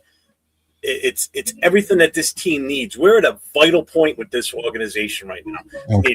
We've got the number one draft pick. We've got so many things that we need. Our depth is invisible because there is no depth. Our starters was the depth this past season. We have so many holes that need to be filled. It's insane. So taking that one pick that's not value, getting just a quarterback that's not even guaranteed to even start next year. Okay? So where do you think his ceiling is coming into this team based on what we have right now for talent before we address free agency and before the draft? But if he comes in here as the quarterback now, do you think he could operate in an efficient level with this current roster? Wait. Before we move on, I know me and Jeff are on the same team, but I just realized it's for different reasons. It's not that just the fact that it's a quarterback we're taking. To me, it's this quarterback. Right. All right. For me, if it was like Caleb, I would not be up here questioning shit. Oh, I would be up here feeling ashamed of myself as a Notre Dame fan that I want Caleb from USC. Right? Mm-hmm. Like that's where I would be. It's not the fact that it's a quarterback. It's just, to me, based on the fact that it's a number one overall pick, to me, him as the quarterback being the only one in this draft, it is the same. The value is there for a quarterback like him, if that makes sense. And we'll get more into reasons why. And stuff it's see, the one thing that people tell me all the time is, what do we do for a quarterback? Okay, I know I'm asking the question, and I wanted you to rebuttal it, but I got to keep building on this because this is just, it gives me more fuel for this, I guess. Take him as that number one pick, right? That's the value of that number one pick is also the fact that the pressure is on the head coach, the GM, the player himself to come in and be that number one caliber player. And if he doesn't live up to that, okay, now don't take into the equation the whole Jamarcus Russell thing. I'm all for taking a risk, but you need to make sure that that's the right guy, okay? When you could do something where you move back in the draft, okay, you get two immediate starters right away, because if you pull off 2 first-round picks in this year's draft and one more for next year, if you trade with the right team, okay, you can still take a quarterback that's going to have less pressure to prove himself. Because when you come in as the number one overall pick in a draft as a QB, all the pressure is on you as the organization, the coach, the coordinator, the QB coach, that player, to perform like that number one pick. Whereas if you pick a quarterback at the end of the first round or early second round, and I'm looking at like Chambliss as the next best quarterback coming out of this draft. Okay, so say it is Chambliss, even though technically he's not ready. It doesn't matter if he's not ready. We'll have time to let him grow into that position, but still build other things around this team. So when he is ready, the whole team's ready, and then we just set sail. Now we're moving. There's less stress on that player in the organization. There's so much pressure on us with that number one pick to take a player that's not a plug-and-play player, where you're going to get that full value for that first pick. And I just don't see it with Mendoza. I don't see it with any quarterback, period, right now. There's nobody in this draft that is worth that first pick that's a quarterback. I'm sorry. I'd be taking like a Bain or a Reese, or if you want to do something else with the number one pick, do that, or you move back, get extra picks, and then build this roster up. That's why I don't Mendoza. I'm not gonna go on my argument real quick, but I will say everybody that's like, I would take Bain or I would take Arvell Reese number one overall before I would take Mendoza. You understand that puts them in the conversation of Myles Garrett and Jadeveon Clowney, right? Yeah, and that's why I wouldn't do that either. That's why I Ruben Bain ain't that prospect. As much as I like him, he is not no.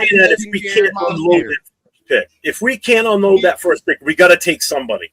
And I'd rather take it with them because they're still going to be playing right away. You better well size them for the uniform because the day you draft them, they're already going to be on that starting roster. Guaranteed. Unless they have an injury. They'll already be on that starting roster. So Mendoza, yeah, he's going to have a uniform, but he ain't going to be playing day one. I think he is, though, if we draft him. He definitely will be. Day one, you think? Unless he blows it up in preseason? I think he will. No, he definitely will be just off but again, hype alone. Still, all this talk is all for nothing right now because, number one, haven't picked a head coach, no offensive coordinator, haven't even addressed free agency yet. So I'm okay with Mendoza if the offensive line is fixed in free agency. If we don't fix that free agency, O-line and free agency, then he's going to get absolutely slaughtered because then you're going to have to hope that what we have on this roster now improves enough. And yes, I know coaching has a big say in that. And we draft something that's going to be able to help that offensive line. Other than that, we're going to be no better than we were last year. But thank goodness the coaching hires and free agency comes first. Yeah, right. Yes, right. But we're talking about prospects though. Yeah. Like we don't know what Fernando is an NFL player yet either. We don't know what Ruben Bain is in NFL. We can only prospect. If it's Kubiak, I know he said he wants his quarterback. We don't even know if that's who he wants. True. He might want someone different. He might want a player that's already in the NFL and do a trade with something. This is the thing, Jeff. It doesn't matter what Kubiak is going to go in line with what Brady and Spytek are going to want. That's the hire. Go in line with hire somebody with the vision. That's why I say the vision needs to be aligned. If they're sold on, but this is the thing. If they're sold on him, so is Kubiak. They're not hiring no coach that's not like this. We just went with that. We just went with that, bro. You know, it's what they're going to do. So do you get? They're probably. But if you get a yes man as your head coach, are you getting the best possible head coach at that point, or you get yes man going to go along with what him? But that's the thing. Like, okay, so if we're in the interview process, right, and say that's what I said yesterday, and John Spytek and Tom Brady are like, hey, yo, we like Fernando. Okay, so so the next prospect that come in here, if he come in here and be like, yeah, I would trade the number one overall pick and do this, they would look at each other and be like, well, cross his ass off the list because he not going to work off what we want. We want Fernando, right? And that's what it is. So the next coach that come in can say, man, I take Fernando. He can work like this in my office. They'll look at each other and circle his name and be like, yeah, all right, we can fuck with him. That's probably what's going on right now. I would doubt that they're in there like, oh man, we're just gonna look at whatever coach and just go with whatever the fuck they want. I don't think so. And I think that's what I was telling him yesterday. How do we know that? I'm hoping that's why we have these Zoom call conversations. You're making sure, like, hey, we're thinking about taking Fernando. What do you think about him? Like, what would you do? How would you build, right? Like, those are the conversations that we're hoping are happening and should be happening, right? Okay, real quick. Because you know, I'm always going to defer to y'all for shit I may not know. Mm-hmm. When Jamarcus Russell was coming out, did he have any concerns? Okay. Here's the thing. Yes or no? So here's the thing. Coming out of LSU, he had the guts. If you did your homework, mind you, it wasn't the age we live in now with social media and the internet. You had to do your homework like in that movie Draft Day, where you had like an Okay. investigator go out. You called coaches, you called family members. Like that's how you did it back then, right? If the Raiders were to do that, based on what I've learned now, between now and then, the concerns were there with Jamarcus. Al just didn't see them or care about them. So it's like, and it's the same thing with Marinovich too. Everything is, and that's how I stumbled upon the Marinovich video, because I was doing the research on the. Look at that, Nap. I do research. I was doing the research on Jamarcus Russell, right? And I was, what don't we want to do with Mendoza? And that was one of the things that they said Al never did. People were telling him or suggesting to him, but I was like, no, look at that kid's arm. He's the kid. I see the arm. I see the talent. But they never did the full background into the coaches. Even that when we went to New Orleans, bro, the people in New Orleans were telling us, y'all should have never drafted this kid. So seen how he was acting back here. So does that not matter? Drafting a quarterback in the prospects, that doesn't matter when you talk about concerns and leadership and things of that nature.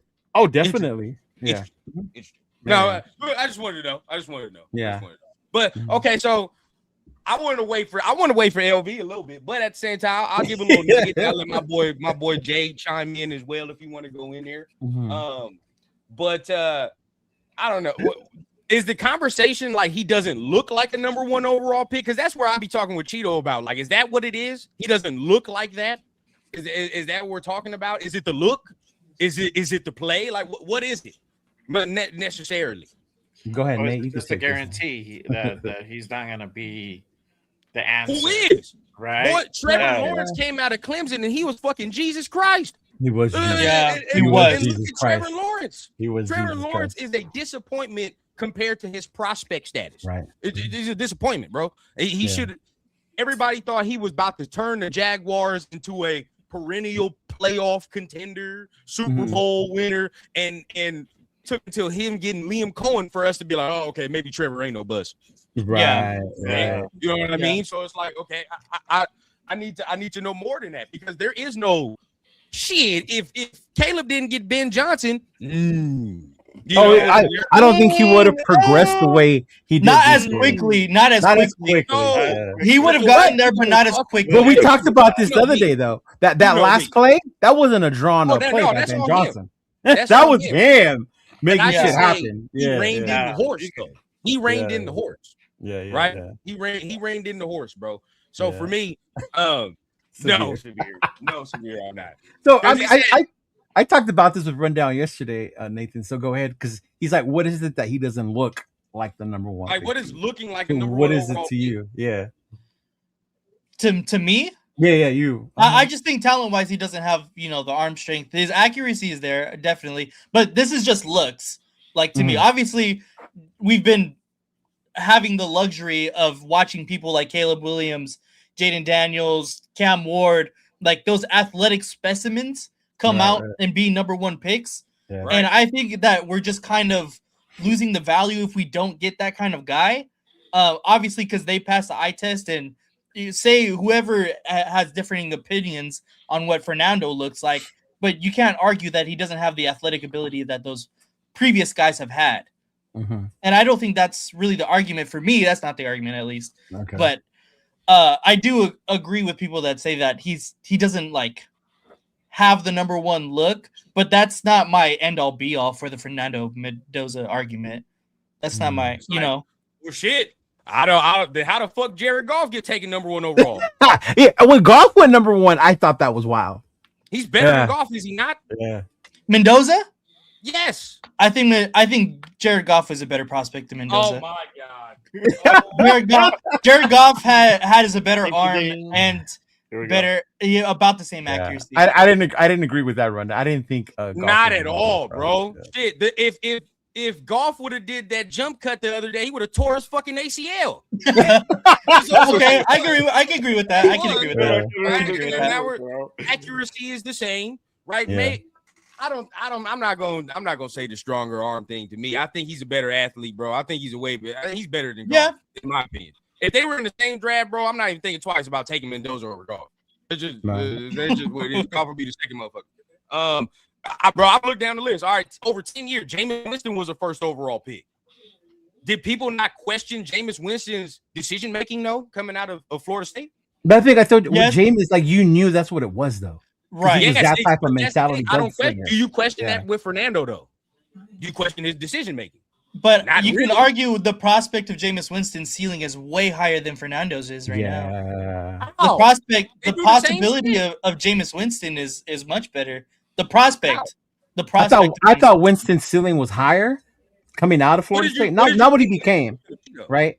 Because I figured if he was properly coached, right, Winston, Yeah. you would be able to get him to make smarter decisions because he has that ability to make those amazing plays with his legs and with his arm, right? Yeah. Like he had that ability. His problem was he did it But too much. Severe, when Yeah. he's off his first read, I'm not looking at Mendoza like he's going to throw a pick just because he's off his first read, though.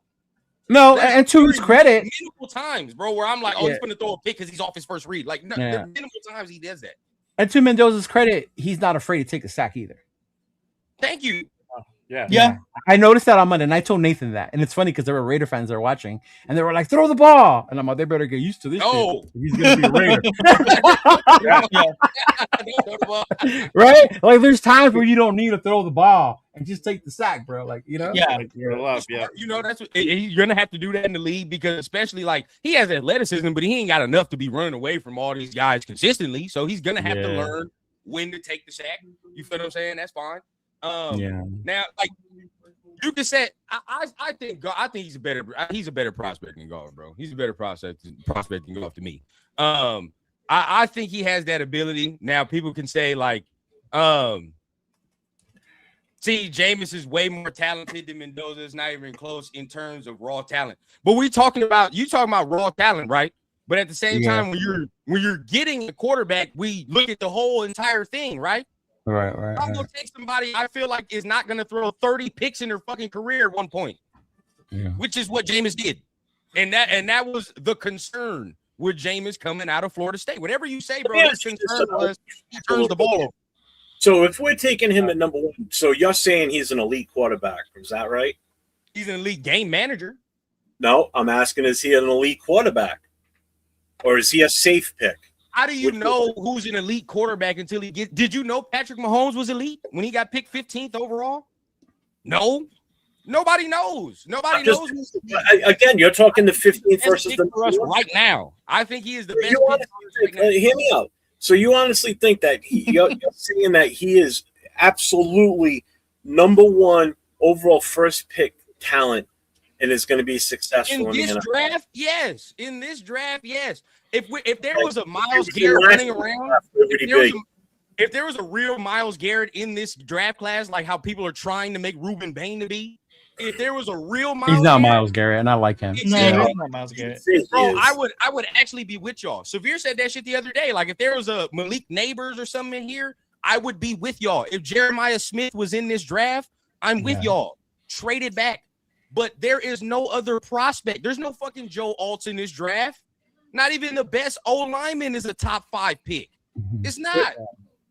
So where would he if he came out last year and didn't go to Indiana this year, where would he rank in the quarterbacks based on his what you think he is right now? He would probably still be number Came one out of because Cal?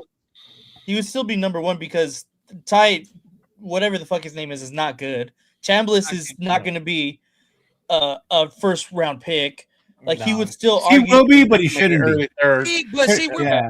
but Severe, if that was the case, then why wasn't he picked in the top 5, bro? If that's the case. Mhm. Because he had all this raw talent, right? But at the same time, bro, you can't just be like, oh, because he had this raw talent, he should have been picked in the top 5. Like, no, there's a reason he got picked in the 15th overall. I'm going to say some. I think because of Cliff Kingsbury's him. Did he have the dog? offense. Right? That dog in him. He that guy. He got 15. Like, we But don't know. I think that's because Cliff Kingsbury's offense is very. I was about to say, yeah, the game and- specifically as well. So the fact that they didn't know that if it could translate well to the NFL Right. game, and he had the processing power. And I think the fact that you two are here can attest to this. And I think that's where people get it confused or don't understand when they say he's going to be elite in college, NFL, because he was elite in college. The games differ for that reason. You have quarterbacks that come from a Lane Kiffin system, right? You have quarterbacks that come from certain the Spurriers back in the days, right? fucking amazing putting up numbers. But when it came down to playing the NFL type game, they just couldn't do it. It wasn't there for them, right? See, this is shit that kills me, bro. But I'm not saying Mendoza does, but I'm just saying though, No. when people say, is he elite or is it that, you can't say that. You're gonna pick this guy based on what you see and what you think he can be in the next one. Even with is Baker Mayfield 2.0 and we get him in the third. Where was Baker Mayfield drafted? One overall. Tell you right now, some of y'all gonna be mad at me. I don't give a fuck. I'm taking Fernando over Baker. Oh, no way. No way. Yeah. Absolutely not. Yeah. Absolutely not. Over Baker Mayfield? You mean to tell me Baker Mayfield was that type? Bro, people when the Browns picked Baker Mayfield, people looked was like, what the fuck are they doing? Nobody was like, oh yeah, he's the surefire number one guy in that draft. Nobody thought that about Baker. And before that Oklahoma year, what the fuck did Baker Mayfield do? Yeah, that was my question with Baker, was the whole Oklahoma quarterback thing. Because that was another place where quarterbacks were coming out of Lincoln Riley, and they weren't doing shit in the NFL. Yeah. He didn't I didn't bake. I would take him above Baker. Shit. Yeah. I'll take him above Bryce. I will take him above Bryce Young. Everybody be like, why would you do that, bro? Him and Bryce Young do the same exact shit, and Bryce Young is 6 feet and he's 6'5". I don't want to say that because I love Bryce Young, but it's probably pretty close. That's probably the closer one. The Bryce Young, probably pretty close. But Mendoza is bigger, and that's why I didn't like Bryce Young as an NFL prospect. I prefer another one. Yeah. Can I just address something here real quick? Because this is what gets misconstrued with all this. We're not Mendoza haters, okay? No. I do not dislike Mendoza. I'm just thinking there's better. I know Nate does. I want to. Yeah, I was gonna say. I'll go after this and get my whole spiel. What I'm referring to. I'm looking at setting this team up for the future with as many players as we can get in. That's going to have an impact with this, and not just sticking with one player. Again, I've already said this, and I'm on record on multiple shows. If we address the free agency with the front line, offensive line, in free agency, and they think at that point Mendoza, then go get him. And I don't have a problem. I'll stand behind it 100%. If we don't address the offensive line in free agency and we just go with the same crap that we have now, fuck no. In the draft, we have to do something different because that guy will never. Okay. No quarterback will get a fair shake next season. This might piss Leo off. The only thing you can guarantee that we can do right now is pick a player with the number one overall pick, and that's all you can pick and say that this is what we're gonna do. See, that's crazy to me by that logic. That logic is, and I get it. Like, I don't think Mendoza, so stop with that shit. No. I get what you're saying. I get it. But what I'm saying is, it's not revisionist history. One dude is 6'5" and one dude is 6 feet. Yeah. I mean, it's been proven that under 6 feet quarterbacks struggle in the NFL. It's proven. It's not just saying, because Bryce is struggling here. It's like, dog, I would rather take a 6'5" guy over a 6 feet guy. They kind of do the same shit. That's all I feel. Breeze or Mendoza, since we're talking about height. Breeze or Mendoza coming out. I don't remember Breeze coming out of where he came out. You don't remember Breeze coming out? Nah, not coming out of college. Not coming out of college. I did because Notre Dame played him. He was at Purdue. Where was he? I was probably shitting my pants then. Where did Drew Brees come out? Where did Drew Brees get out of Purdue? Where? I can't remember where he got picked, man. I think it was the second round. Was it second? I thought he was late first. The second round. I thought he was the first round guy. I thought he was the late first. Check it out. Yeah. I mean, I don't understand why they wouldn't prioritize the O-line if they already feel in January that they're about to pick a quarterback. 2001, second round. He was the number 30 pick overall. He was the first pick in the second round. First pick in the second round, yeah. Yeah, that's what it was. Yeah. No, I mean, look, okay. He would have been a first rounder. If there was a Myles Garrett up in here, bro, we can fuck around. If there was a Myles Garrett, then I could say, like, all right, bro, but even Myles Garrett just broke the goddamn sack record and they had 3 fucking wins. DJ LT was round 1. So they, he had 3 wins. I don't know about that, Shavir. Yeah, I don't know about that. If Bryce Young is in this class, he's the second pick. He's the second. We got a super chat from Afakasi, $5 super chat. He says, I'm not waiting for no more I'm not waiting no more to get our guy. Wait till next year, build the trenches, trade the pick, stuff like that, draft Mendoza. Yep. Yeah. Yeah. If we Bryce got Young was in another this draft, he'd have a nice time being a New York Jet. I'll tell you that right now. These were over 20 minutes ago when I was going through my rant. This is the part I don't like. Go ahead, read that super chat. But this is Okay. why I don't like when people like him. Super chat from GFam for $5. Mendoza college football playoff run completed nearly 75% of passes for 555 yards, 8 touchdowns, 0 turnovers, plus a rushing TD in 3 games. Enough said. I mean, it's not the end all be all, but it's good. No, but people are using that as the end all be all. Is why you should take him. And my thing is, you need to look past those 2 games you saw, plus the Miami one, and base your opinion. Well, I can tell you right now, probably about 75 to 80% of Raider fans only watch those playoff games. I guarantee they didn't watch many during the season. Hey, look, check this is okay. I'll say this. This is probably gonna get Jeff mad, get everybody that don't like Mendoza mad. But I truly feel this now that I'm pretty. I've watched him the whole season now. At this, I know you have. That's why I didn't say you. I've watched him the whole season at this point. We talked about it all year. I already knew about him coming out of Cal. So Yeah. I feel he has this shit that just makes people better around him. I think that's some of his shit, bro. That's his intangible to you. That part. I think it's part of it. I'm not saying that's the whole thing. So by you saying that means Deontay Thornton's going to be a superstar next year. Betch is going to. You can't do those arguments either. Yeah, Though, but that's just, going to make those guys better. Look at what we have. What I'm saying is this. Positions are shit right now. You make it seem like we don't have 10 other picks, though. I think he makes Yeah, people better around. the picks from last year haven't worked out very well. How are the ones we're going to make this year work out? See, that's that doomsday. And you have that same thing happen, bro. Yeah, bro. come on now. You just don't know. Now Thornton, now there is a receiver that I will say will get better, but you know. Yeah. Oh yeah. Who guys? Who's gonna get better? Nathan and Rundown and Jay. Best, baby. Yeah. My best jersey's on its way, dog. Come on. I have more faith in Ashton Genty becoming generational than I do in Betch. Yeah, no. I think he makes people better around him. I think it was shown this year. Severe I'm talking about vibes. How is it vibes when nobody knew who the fuck Elijah Surratt or Charlie Becker or none of them dudes was before this year? They definitely didn't know who Becker was. Yeah. Nobody knew Elijah Surratt either. You feel what I'm saying? And I think it was kind of proven in this Miami game. Me and Severe will argue till the cow come home. It's proven in this Miami game, bro. Indiana was not the most talented team in college football. They were just the best coach. The athletic ability and the difference in the team showed in the Miami game. You can literally see the athletic and speed difference from Miami and Indiana in that game. Especially once Miami started pressing them. Exactly. Remember back in '99 for Miami? In the second half, that was suspended. Yes.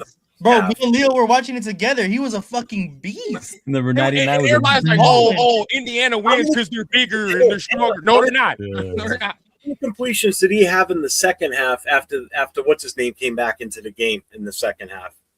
How many completions? Oh, the defender from Miami, the one that got suspended. Yeah, that was suspended for the first half. Yeah. He was 5 for 5 in the second half. In the fourth quarter, he was 5 for 5. Mendoza was 5 for 5 in the fourth quarter. Yes, and that drive where he had to go the fourth downs, continue. He didn't miss a pass one else. Yeah, that was a back shoulder once. That was 2 back shoulders. Mm-hmm.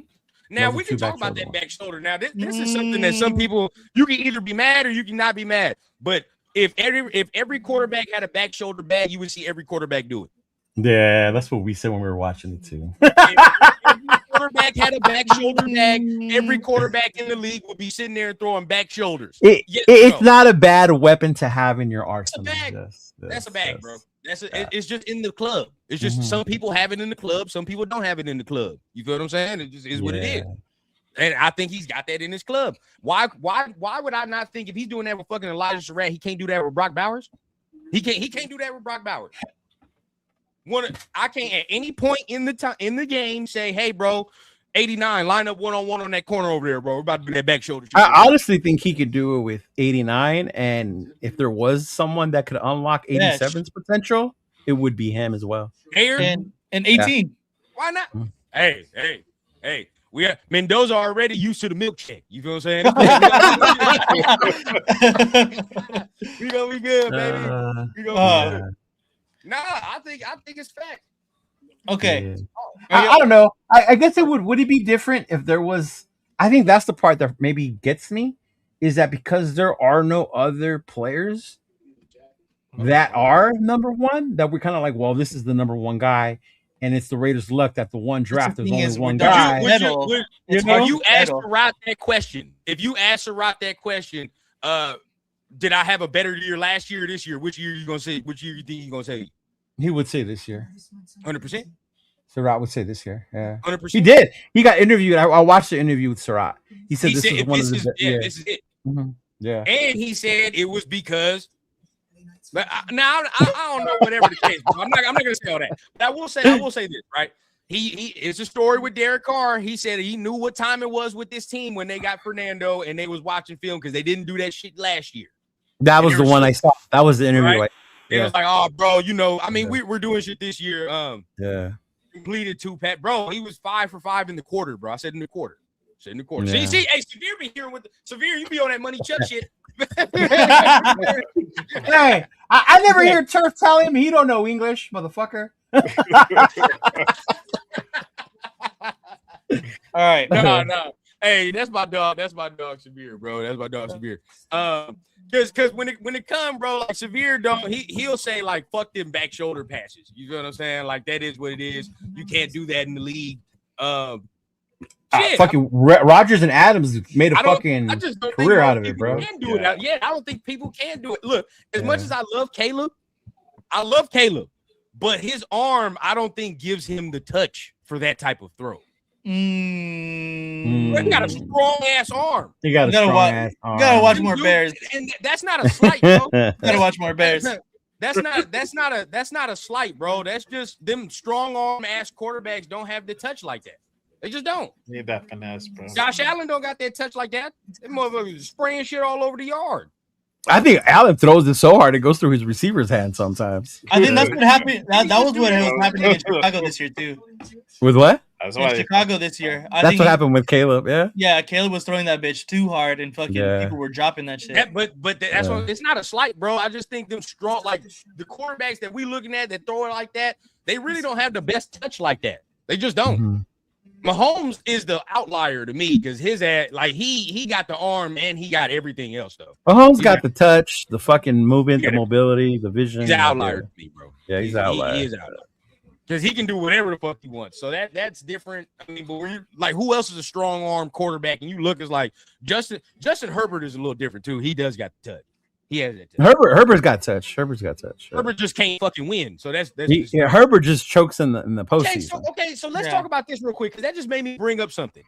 Is that something that we look at like when it comes to like a quarterback? Because remember when Justin Herbert came out of Oregon, the conversation was he don't really like he's a good quarterback, but when it comes to his leadership shit and when it comes to him putting the game on the line, he's not really like that.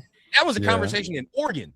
Right now we look in the league and it's like it's kind of the same shit. I don't think it's kind of the same shit. I think Herbert gets a lot of shit for it because it happens in the postseason when you see his dismay. But if you watch regular season games, though, like there's games where he's gone head to head with Mahomes, and they've gone, to not use Jeff's favorite word, they've gone dog to dog in those games where he's shown his leadership, he's shown his fucking physical toughness, and to be able to get through those games. But isn't that part of it though? What do you mean? Like being able to play in big moments and play. I think it's having that ability to be a leadership, but then there's certain players that when it's the postseason, they're just different. And I get that. And you want a player who's going to be able to be that one. Like we were talking about this about CJ. Like what happens to CJ when the playoffs start? Like Jesus Christ. Right? Too, but so bad. Mm-hmm. And then there's some players like you think about. I can remember Tom being one of them. Joe Montana being another one. That in the postseason, all that other shit didn't matter. Yeah. Mm-hmm. No, because I'm about to check right now. Watch. It's not just his stats I like in the playoff games. The kid is just so smart in the way he plays, and I feel he is the type of kid that watches film and studies so feelings. much. QB is 80 to 90% mental, and this kid has that. Just my opinion. Okay, I'm ready. I'm ready for my little spiel too. It's Nathan fact. Nathan does got do out that shit. His book. What is not this? a Philly? Yeah. Okay. Again, I'm gonna go ahead and just reiterate what Jeff said. I'm not a Mendoza hater. I just think that the value of the number one pick should not be used on a Fernando Mendoza. I don't think he's a valued number one overall pick. What's up, Rosetown? So What's up, Rosetown? the whole thing is right now, Indiana has the highest percentage of RPO plays ran in collegiate football at 25.9%. That leads the nation. The NFL only runs an RPO system 13% of the time. An RPO, if you know, is run pass option. There's two options: run, hand it off, pass the ball. That's your second option. Those are the two options right there. So my concern with Mendoza is he going to be able to get through the progression of looking at multiple receivers downfield? Right. Can he do the look? Correct. I don't doubt that he doesn't have the placement or, that he can make the throws. You can see it on film. He can make throws. And the problem is the NFL game going to be too quick for him? And we've seen what Miami did against him, arguably the best defense that he played all last season, or this season, I mean. When they actually went after him, it caused problems. And it all kind of puts it together is if we don't get the coach that works with the system, that's why when Run said McDaniels and Kubiak, those are the two guys that run the most heavy RPO systems. I love that pairing. If we get that pairing, I feel much better about it. I still don't think that it's, the most optimal because I think that his ceiling isn't the highest. But to me, it's just we have to make sure we get everything around him. Again, another thing is Indiana had the 15th highest percentage of run plays. They were 60.72% of the time they've ran run plays. So to go ahead and help him out again, we need to establish the run game. That's why when I said I wanted Joe Brady, it was in the thought that because I already in the back of my mind, I know we're going to get Fernando Mendoza. So to me, it's just kind of playing the opposition of why we shouldn't drop or why I think that it's not the highest value for number one overall. Mm-hmm. And then again, so who is the highest value if you trade back? So who would you pick? That's the thing. That's the thing is we need this draft. This is the problem with this draft. Exactly there's not a consensus. The consensus number one overall would not be the consensus number one overall in previous drafts. Like if we had Cam Ward and Fernando Mendoza, I'm picking Cam Ward. If we had Caleb Williams and Fernando Mendoza, I'm picking Caleb Williams. The problem isn't with Fernando Mendoza himself. I don't think he's going to be a bad prospect, and I don't think he's a bad player. The problem is with the draft class. And to me, I want the best for what the Raiders are going to have for his future. And it just, to me, Fernando Mendoza has just a limited ceiling. But with the pairing again, limited ceiling. Is it because of the scheme or like just athletically? Like you can see the trends in football now. The trends in the NFL is going towards, the extremely uber athletic quarterbacks. And obviously, that's not the end all be all. You see Seattle having success, and Matthew Stafford isn't the most athletic, but he has a way better arm than, Fernando Mendoza. Oh, Stafford got a cannon, bro. Stafford got a cannon. Exactly. So to me, it's just, it's not the fact that I don't like Mendoza. I just think that the value in this draft is not there, and it just so happens to be that we are the number one overall pick in this draft. Let me say this, and I'm a rebuttal this. I knew he was gonna bring it. I knew he was gonna bring up the Caleb Williams shit. I knew it. But this is where I'm gonna get y'all, bro. This is where I'm gonna get y'all. Because if we had Caleb Williams over here, some of you motherfuckers would be getting lazy because you would be saying, maybe we don't need to sign all that O-line because he can run around like that. Oh no, that's stupid if you were to say that, even if we had Caleb. That is some of the thinking, bro. No, Yeah, I agree. Some people would definitely say That's that. why. But guess Yeah. what? That's flawed. That is flawed. It doesn't matter what You don't want to happen to our matter. guy what happened to Joe Burrow because you Exactly. want weapons. You never upgraded. It don't matter if he can run around like Caleb or he can do all that, bro. They all need an O-line. They all need weaponry. They all need this. They and all that, need a bro. It supporting doesn't matter. cast. Yeah. Patrick Mahomes didn't make the playoffs because he didn't have an O-line or good receivers. You know what I'm saying? Like that, there's just point blank facts, and he's the greatest quarterback of this era. You know what I'm saying? The years Mahomes won the Super Bowl, his O-line was better. The years he lost it, his O-line was fucking destroyed. Yeah, it was. Now, I'm not gonna sit here and say that there are no tiers. There are tiers, right? Because Jared Goff ain't taking a fucking team of Isaiah Pacheco's and shit to the Super Bowl. Right, exactly. But there are tiers, and I do 100% get that, right? But at the same time, I feel like when we're going in the argument of like, oh, he needs so much around him, it's like, dog, every quarterback needs that. Every quarterback needs a run game. It needs that. Now, I saw you brought up the Indiana run game for sure, right? If Miami had the chance to do it, they would have ran for 200 yards too in that game the other day against Indiana. They should. And that's what's gonna happen here. That's what's gonna happen here, bro. I mean, regardless, he's gonna be in a run for. You use the 6th overall pick on a running back. Whatever coach is coming in here, I guarantee you they ask him, what the fuck is your plan with Genty? What's your plan with him? Because we're not gonna waste a 6th overall pick with a running back. Yeah. So what's your plan there? So it's always gonna be run first. That's just what it is, bro. I mean, we're always gonna be a run first team because of who we selected. So I'm not mad at that. And again, I think Clint Kubiak is the perfect system. If we get Clint Kubiak right, I feel that Fernando Mendoza in that system can be better than what Sam Darnold is in that system. That's how I feel. Right now, what? Sam Darnold is more athletically gifted than Fernando Mendoza. But guess what? I don't have to worry about with Fernando that I got to worry about with Sam. I ain't got to worry about Fernando throwing 4 fucking picks in a game. The stupid minute throws. Dumb shit. You feel what I'm saying? I don't have to worry about that. I don't. And you can say he's more athletic. But does that limit your offensive's firepower at that point? Does that limit your offensive? Like, does it your offense have a ceiling at that point? I think at that point the argument is he's smart enough to know that I don't need to go out and make those plays because my defense is still going to give me the ball and keep me in this game. Sam Darnold doesn't need to make those. But then we have to also address defense too. Like that, right? That's the I thing. mean, Which of course that's the argument. Like, that's why it's like even when we were drafting Cam Newton, we still got to get some defense. And I think that's what gets lost in the argument. Everybody thinks that if you take Mendoza, you're not gonna upgrade and update everything else. No, you still have to. But that's also another reason why, like, we're saying we're gonna need all these things. Like, we have the possibility to do that, like to go address. No, and if you were to trade it, you have more capital to do it quicker. That's what I'm saying. Right? You could do it quicker, but see, also you see, we trying to quicken it up. We trying no, to and I said we are. That's why I'm saying are. at the end of the day, Jay. Well, we forget that we have free agency. you still got to be patient, We right? got Right. free agency. Even if we do, we still have to be patient. Even if we trade away the number 1 spot. But wouldn't you like this? Okay, regardless, even if you take Mendoza, I don't think nobody should sit up in here saying that we're making the playoffs next year. Even if you take him. Regardless, no way, nobody should no say way, that. no, yeah, no way.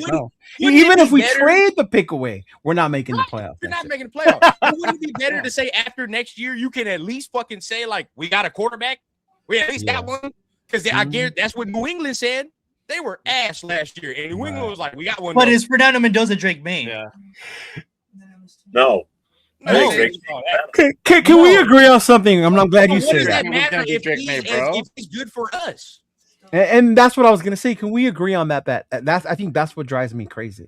Is that he can be our Tom Brady, he could be our Drake May, he could be. Can we just let him be him and evaluate him for what he is, not for who we think he should be? That he can say who he wants, or what? Then we can see a direction. That's the other. Yeah. Well, this argument over this shit is ridiculous and pointless. Like I've said already, we really shouldn't even be sitting here arguing this.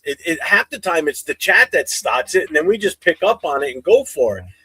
But it's a good argument, though. It is because it's all for naught right now because we don't even have a head coach. This is the conversation, Severe. It's not. Nobody wants to That's talk the about conversation I'm all for. Also, Another conversation we can have here too. because this gives everybody what they want, don't it? We get a quarterback. No, it doesn't give everybody what they want. Yes, it does. Some of y'all want capital. Because I don't want Max gone, yo. I don't want Max gone. I don't think Max wants to go necessarily. I don't want to add Max to my wall of jersey of players that aren't here no more. Yeah, man. You know? I don't want to reach to the side of the closet where Woodson is, where Carr is. Funny, Jay, now all of a sudden we ain't got all these fucking holes we got to fill all of a sudden. Well, you start talking about Max. And maybe I'm glad you guys are here, and I want to ask you guys, because this is what drives me crazy, is I get, and this is why I like arguing with Rundown about it, because he'll tell me Mendoza's reasons without saying he's a Heisman Trophy winner. That don't mean shit. That doesn't mean shit. I don't care what you say, bro. That don't mean shit no more, right? See, and then number two is that he went undefeated. There's other teams exactly in college football, and that quarterback didn't amount to shit. There's other teams that had a quarterback lead their team to multiple national championships, and that guy didn't amount to shit. So don't put so much weight on the fact that he's a trophy winner. He's a national champion. You have to draft him. No, those aren't the reasons why. Yeah. Bro, I can see him in this Kubiak play action offense with Genty. Take it out right there. As soon as I see somebody three-step, I get it to him. I can see that. That's what Sam Darnold does. Literally what Sam Darnold does right now. You know what I'm saying? But I feel like I truly feel this way. When you see with Sam Darnold and the Seahawks, Fernando can take it up a notch. So he's a less mistake, smarter version of Sam Darnold. I told you what I think. He's fucking Matt Ryan, bro. You did say Matt Ryan. Oh, Matt Ryan is way too high of praise. What? Way too high of praise. You lost me on.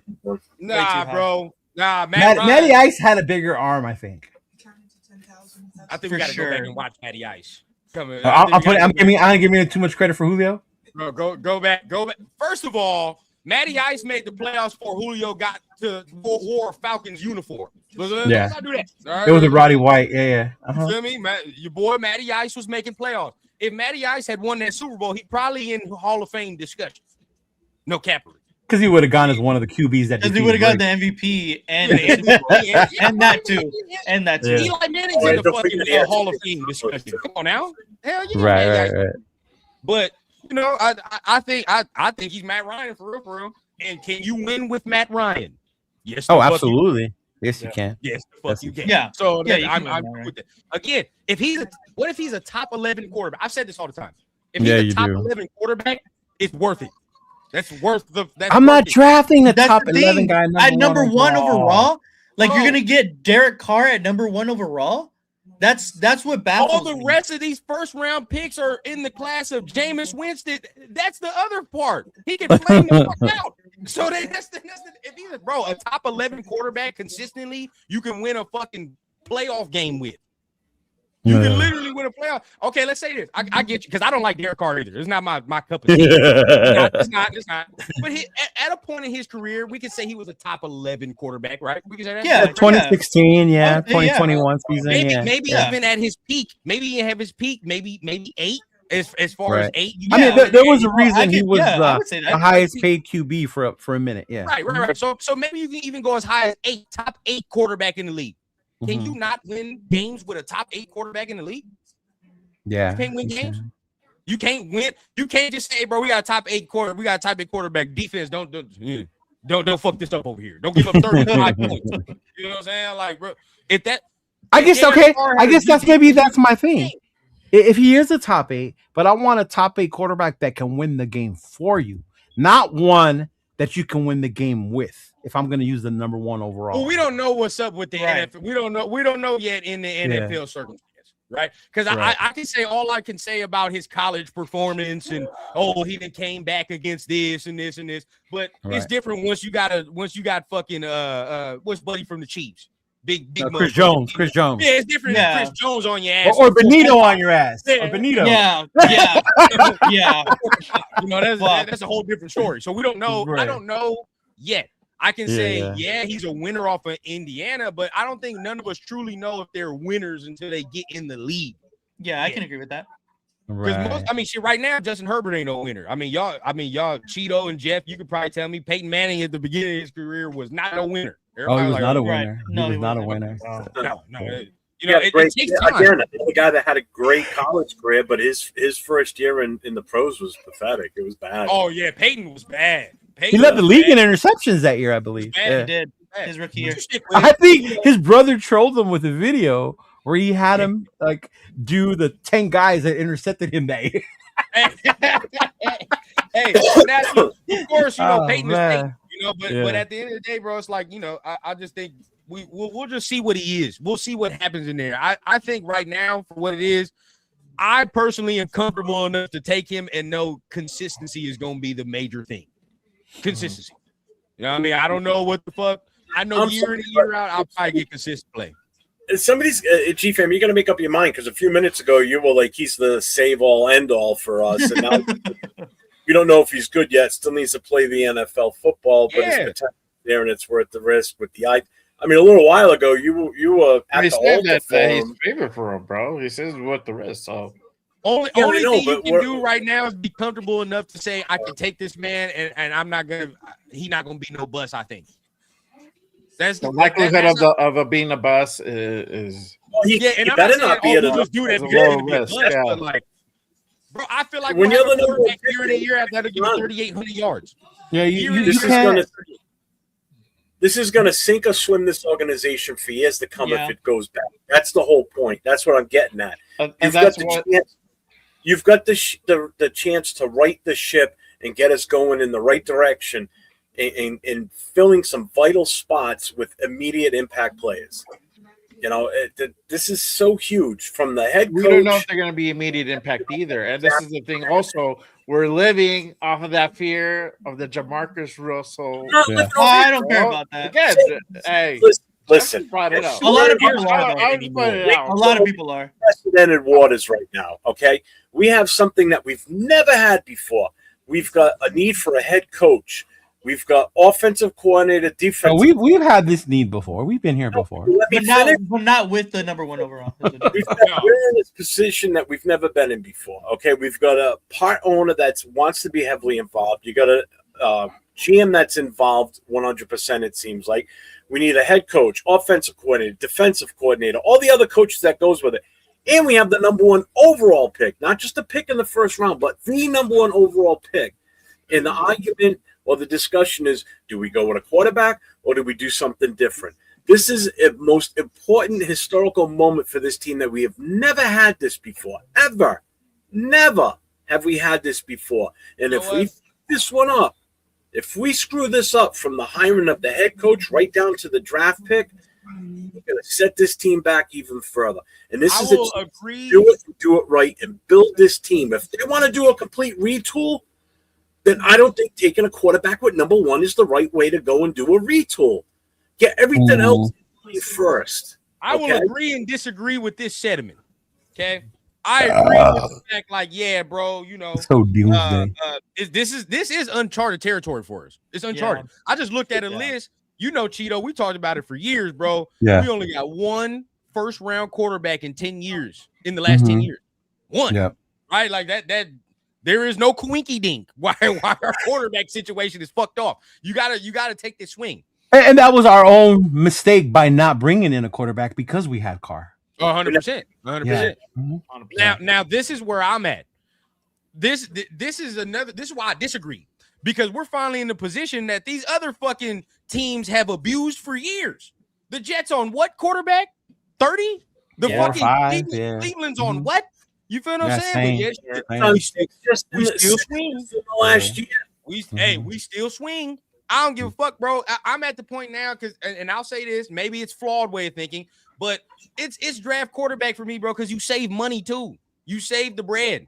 If he's not all that good in 3 years, right? You do what the fucking Rams did, and you trade his ass, and you move on for picks because a quarterback that, guess what? If he is a top 11 quarterback and you feel you can move off him, Wasn't the Colts trying to give us first round picks for fucking Derek Carr? They were. Should the Bears did it with Fields? They had their chance. They experiment. Before you give this man big money and you figure out that Yeah. he's not the guy, before you got to pay this man $60 million, you trade his ass and you go again. Yeah. This is what it is, bro. We can't be scared. Fuck it. I'm cool with this. We done already seen like 6 quarterbacks in 4 years. I'm good, bro. I'm good. Yeah. I get the argument, and I hear it too. I guess my thing with the argument though is I don't think you don't have to go away from a quarterback if you're in this moment, if you were rebuilding. My thing is just I don't see him as that like game-changing type quarterback that I can't pass up during my rebuild because he's there for me.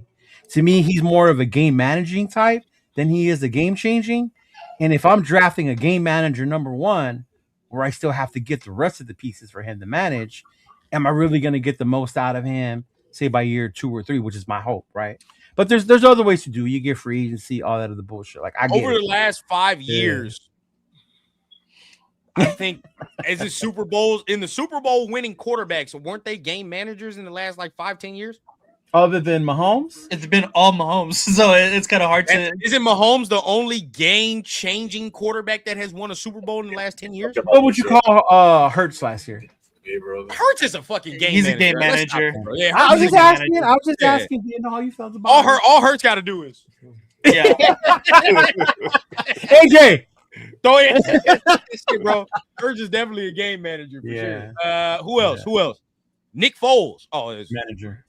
Yeah, Nick Foles is a manager. Tom's a manager. I mean, I don't care what nobody say. I mean, Tom Brady. Not even, Yeah. Tom ain't no game changer. Hell no. Nah. I mean, if you want to, I don't know. With the fourth quarter, with the game on the line, it shit changes a little bit. Yeah. But see, A little bit, yeah. If somebody said that about Fernando, somebody be like, "I don't give a fuck about that." Oh, shut up. Fernando's not this. If somebody said that about Fernando, right? Mm-hmm. So it's like because it's true. I've seen in fourth quarters where Fernando turned his game up a little bit.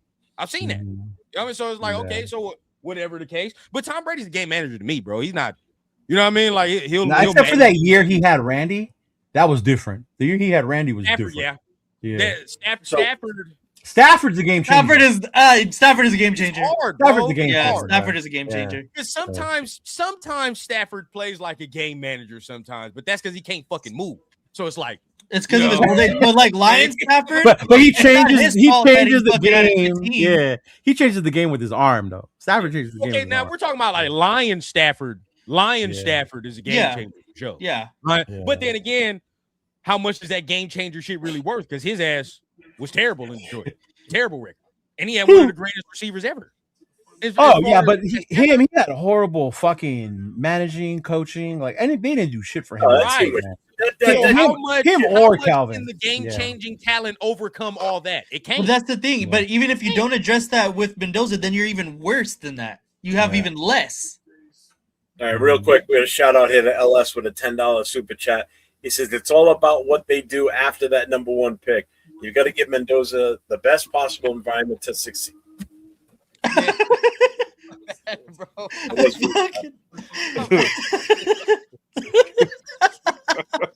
Bro, it's mid-sentence. He's gonna kick you off, dog. Prioritize the offense. I don't care if the defense is ranked 32nd. And just real quick, shout out to Federated with the $2. You better care if the fucking defense is ranked 32nd. Yeah. Oh, you're gonna be hot. Yeah, you're gonna be pissed. You're gonna be pissed. Because if the defense is ranked 32nd, then why the fuck is 98 still here? We're the Bengals. Exactly. We'll be the Bengals. That's who will be our QB next year. How many games do you anticipate? It's got a point here too. You know, they're asking everybody saying, "Well, who's going to be our quarterback? Who's going to be our quarterback?" If it's how many games do you think we're going to win with or without Mendoza? Seriously, that's what he's saying right here.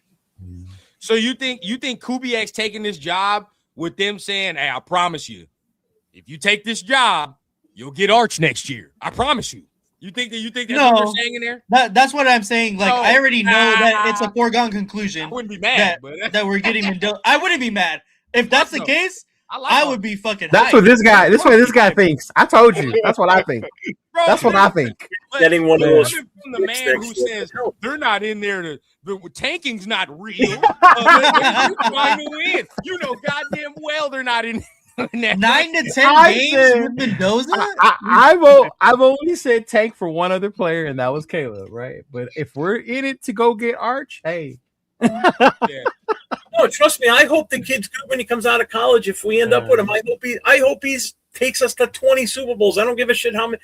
Yeah. I hope he does. I don't want to see him do bad for us. I have no desire to have that happen. I don't hate the kid. If we end up drafting him, I'm going to support him behind 100%. I was the same way last year with Genty. I didn't like the pick at the time because of what we didn't do in free agency, and I called it then that we're going to be bad because we didn't address the offensive line. And how were we during the season? Rundown. You want to give me an update on how we were with the offensive line throughout the season? Oh, thank you. Yeah. The guy was a running back. He knows Alex Papa. Say if they address this, right, Jeff, and which I would think they would do if they. Let's just say we're be smart Raider fans for a minute, because the dumb shit that we usually do is you take a quarterback and fix nothing. But let's just be smart. Yeah, same. Let's be smart. So say if they actually were like, nah, bro, we're gonna do what the Bears did. Spend that money, get the offensive line correct.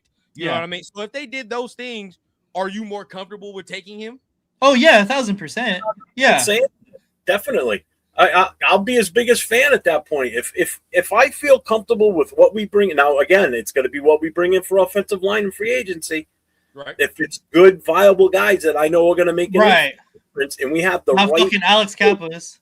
Yeah, we have the right coach that's going to coach them up and do his job. Unlike Brendan Carroll, didn't do his goddamn job, but still hasn't been fired yet. Okay, if that's done, then I'll be his biggest fan. I'll be his cheerleader. I'll be all for him. Would you buy his jersey? No, I won't. I don't buy jerseys. I've already told you that. I have to get my grandma the jersey because that's her last name. So Is it really? Yeah, dead ass. So no wonder you laughed the other day when I said your last name's Z. You gotta go get that jersey. Bro, if my last name wasn't Johnson, it would be Mendoza. Dead ass. I'm not just saying that because Fernando is the guy. Like I'm dead ass Latino. That some people don't know. But yeah. Y'all don't know that about Rundown. Yeah, bro. I thought Rundown was AI. Oh yeah. Well, Well, hey, Severe, bro. That's where I'm with you. We wouldn't be able to take Adrian Peterson anyway. We already got him on the roster, right? I mean, that's true. Everybody said it. Everybody said it, right? We already got Adrian Peterson on the roster, so why would we have to take that? And we got Megatron too. Hey, right, Leo? Right, Leo? We got Megatron. We got the next coming of Randy Moss and Megatron. Yeah. Yes. We need Fernando to bring out his potential, bro. Bro, that's Megatron. That's what I saw on TikTok, bro. That's what everybody was saying, right? Raider motherfucking nation. Don't you all know? All you got to do is go out to this guy. Calvin Johnson, like when you went to Toys R Us and got the actual Transformer Megatron, and then Thornton's like when you went to Big Lots and shit and got that. Man, that's fucked up. I just told my brother I never had the real Voltron, man. if we go for Fernando Mendoza and you pair that with my boy Jacoby Lane, ooh. Hold on, that's who you like? You're fucking. Oh, come on! Mike, you know Mike, man. He a USC guy too. He liked Jacoby Lane. I like Lane. USC homers. I am a Denzel Boston guy though. I am a Denzel Boston guy. That motherfucker right there. Shout out to G Fam with a $5 super chat. He said it's all good, Jeff. Love the Raider conversation, brother. Still love you. Hey, Jeff, you brought up Carroll. Megatron with no hands. There's one coach we haven't talked about yet that I think is going to be important to this, and it's an offensive line coach. Yeah. Right? Like who's going to coach our thing, bro? So there's one dude can bring the Seahawks guy. So I'm hoping, the guy over in Buffalo that was with McDermott. That dude, I like him. You think about what he did with Buffalo on that O-line and their run game. That's true. I would low-key want who Clint has right now as the Seahawks offensive line coach. Yeah. Because you keep that, right? But at the same time, think about last year Seahawks offensive line was ass, wasn't it? They were. They were trash. So the turnaround that they've done this year.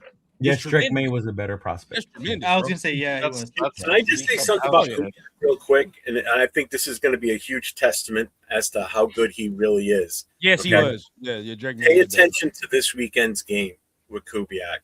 Okay. because Definitely. Charbonnet is done for the season with an ACL. He's down to one running back right now. He's down the Walker. Let's see what they come out with a game plan because they don't have that 1-2 punch right now that they have with Charbonnet and Walker. He's kind of one that running game. That other kid's not that bad. What's his name? Yeah, but he's no Charbonnet is what I'm getting at. So let's see what type of game plan he puts up against the Rams. Valence Jones? It's going to be a true test, too, against that Rams defense because they're no joke, too. You know, that's going to be still a tough game. It's a division game, so it's a rival. You better get used to having a one running back because you ain't got two in Vegas. Well, you better start getting two. You better get another one. Honestly, I really want to get another one. Yeah, you better get two. I'm really going to pay attention to that game because I want to see what he does for a game plan with him being down a running back of Charbonnet's talent. That's a huge piece that they're going to be missing right now. So this going to be good to see. One thing, too, though, about this game, and people got to remember, it's a division rivalry. These dudes know each other so well. The Rams know them really, really well. They know the Rams really, really fucking well. This isn't in the Broncos. This is a totally different beast. Yeah, it's Valence Jones, former USC chosen. It is Valence Jones. No, but dude, I was watching the Bears Rams game, and I was like, "Fuck." Me and Rundown were talking about Kyle Monangai. Oh my god!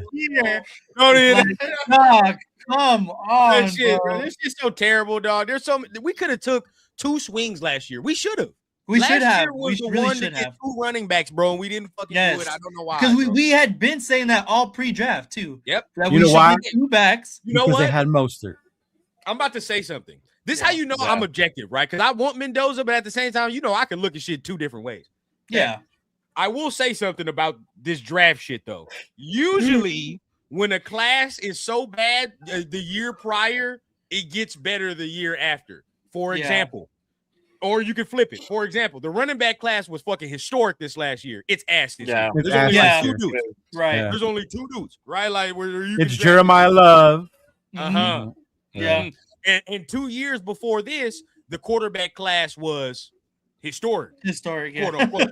Right? There's 4 or 5 guys that's picked in the first round. It was Caleb, Jaden, right. Drake, Penix, and Nix. Yeah. You could argue that for the quarterback shit, McCarthy, that it's so lean, right? That it's so lean this year that just by natural selection, next year will be a better, deeper quarterback class. Well, you already got guys that would have come out this year that are going back another year. You know, my God. If Lenoir Sellers hits in the NFL, I'm gonna be fucking pissed. I'll tell you that right now. What? He scares me though, bro, because he goes. Why did he go back to South Carolina? Like that's the dumb shit that got on my nerves with that, bro. I don't like. You know who I want? No, Arch, baby. Arch. No, Arch. You know who? You know who I want? And who's gonna be much better this year? Sam Levitt. Oh, from Arizona State, they love Levitt. Yeah. Bro, loves Sam Levitt. If Darian Mensah do what the fuck I think he can do in Miami, he gonna be right. He's gonna be straight. Mensah gonna cook in Miami, especially with that young receiver. Jesus. Well, I don't Christ. know. I think Tony entered the trade. No, that was different. No, that was fake. That was fake. Never mind. And who did Indiana sign as their quarterback? Josh who? I thought it was Braden Sorsby. Nah, Sorsby. Oh, Sorsby went to Texas Tech. There you go. Oh, Texas Tech. That's right. Texas Tech. See, you can see that's what I'm saying. We don't need Tom Cable as an O-line coach. coach. Boy, there's your boy. Can come out next year if you think he's ready. He won't be ready. He won't be CJ ready. Carr. I don't think he's ready either. He's like, what's his name from Michigan? He was a true freshman. Yeah. Mike Underwood? He need a couple Underwood, like Underwood. They're both really young. Yeah. He need a couple more years. You know what, bro? Y'all want to wait so goddamn long. You know, y'all want to keep kicking the can down the road. I can wait for the dude at Cal if that's what y'all want. I can do it. 4 years. Oh, I heard about him. Take JKS. But hey, no, but we don't go by your logic. If we take Mendoza and he don't work out in 4 years, we can take the kid from Cal. We can take and guess what? If John Spytek do what he's supposed to do, the team is built better at that time. Mm-hmm. You fuck around to take a better quarterback. It's okay, man. It all points to quarterback first round. Yeah, isn't that Samoa's like nephew or something like that? Who? JKS. Is he? Yeah. Oh, or no, Fitz. I think it's Fitz. Yeah, it is Fitz. It's Fitz. Yeah. Fitz's nephew. Yeah, it's Fitz's nephew. Yeah. Yeah. He's crazy, bro. Ain't he a lefty too? He's fucking crazy. He's crazy. You leaving out the cap money if the Raiders can bring it number 8 on the Nevada state tax-friendly deal, draft future. I don't understand why you would do both at that point. Hell That doesn't make no. sense to me. How You're do y'all feel busting about at the Lamar Atlanta. thing? You're busting on Atlanta Falcons at that point. Oh yeah, Yeah, that works out spending so all that well. money on Lamar Cousins. The whole point of drafting a QB is to save the money so you don't have to put into it in the position. And if you're bringing one in that you're going to have to pay, what's the point of drafting one? That's going the to whole sit point. behind him. And you're going to waste 2 of those years on him sitting behind a Lamar. Yeah, that don't make sense to me. Yeah, Shit, it's Peyton so Manning, true. too. Hey, so I'd how rather do y'all have- feel I'd about the rather have Lamar Eli. thing? I want Lamar. No, I don't want Lamar. Mm-mm. I don't want Lamar. I think we're gonna give up too much, and then it takes up a Yeah. big chunk of our cap space that we I need to seen fill. Jay talking about it the other day. I was with you, bro. You talking about the cap space the other day? I was like, nah, fuck. The Yeah. trade cost, the salary cap hit, and the fact that we don't know if we're going to get a full season out of him. When was the last time he played a full season without injuries? The guy's getting This hurt is all an aging Lamar Jackson. That's Bro. right. Talking about 4 years ago, Lamar Jackson. Nah, Yeah. okay. Yeah, when they was about to trade him a couple years ago, I'm with you. Yeah, that was like what, 2 years ago, 2.5 Years years. ago. And this was like the first year this past season where he didn't get hurt a few games before the playoffs. Yeah, well, they didn't make the playoffs anyway. If this we year. were ever going to trade for Lamar, it was 2 years ago during that time frame. Win down the Yeah. stretch to be healthy going into the playoffs. He gets knocked out just before the playoffs start, and then you go into the playoffs without him. And then you got to start Tyler Hunter. Yeah, that's too much. Man, Man, the Diego only thing I Pavia- want with Diego Pavia is his mother. That's it. Hey, real talk. Diego Pavia about to be a beast on the Birmingham Stallions, dog. Oh, An oh animal. God, oh God. That dude is Talk about my fighting boy like tooth that. and I'm nail in court to be able to come back to college football, Hey, man. Speaking of that, and I know we're gonna get out of here soon, probably. Yeah. But Yeah. that's another reason why I don't like Trinidad Chambers, by the way. Anybody that is hurting or fighting that hard to go back to college tells me you probably don't think your ass ready to go in there. No, that means your ass don't want to go to the Jets. don't wanna 'cause he go knows there. He's going number 2. And if you don't think you're ready, why the fuck should I? Why should I think you're ready if you don't think you're ready? So that's why I don't know, bro. Do you really think that's why DJ Moore went back? Or Chambers? Dante Moore. Dante Moore. No, he's in a different circumstance. No, but you think he went back They- because he don't want to get drafted? He knew after losing to No, Mendoza. I think they Mendoza's truly going think one. that Oregon's gonna win a fucking natty, and Yeah, Yeah? that, and he's Okay. actually 20 years old, so it's like, Yeah. yeah. I can That see doesn't him. matter. He'll get drafted by the Jets next year with the first pick. So right, exactly. Yeah, what's the difference? or us if we trade back. Don't worry about it. Don't worry about it. If we trade back, I'm good with that. Hey, I'm we good with trade that. back, we good. I'm good We with that. man. What's up, You know what I Marcus? mean? Hey, you know I what? just hope- I will I say this about Mendoza. The one thing I really want to see him get drafted by us, as long as his aunt is at every single game and they get multiple camera shots of her, because she's absolutely hot. So I'm fine with looking at. She's all right. She ain't Pavia mom hot, but all right. Yeah. Ah, nah, hell that's no. You true. see Dude, the Bobby's aunt's mom with banging. that damn tiara on that one goddamn game. That's what it was. That's what it was.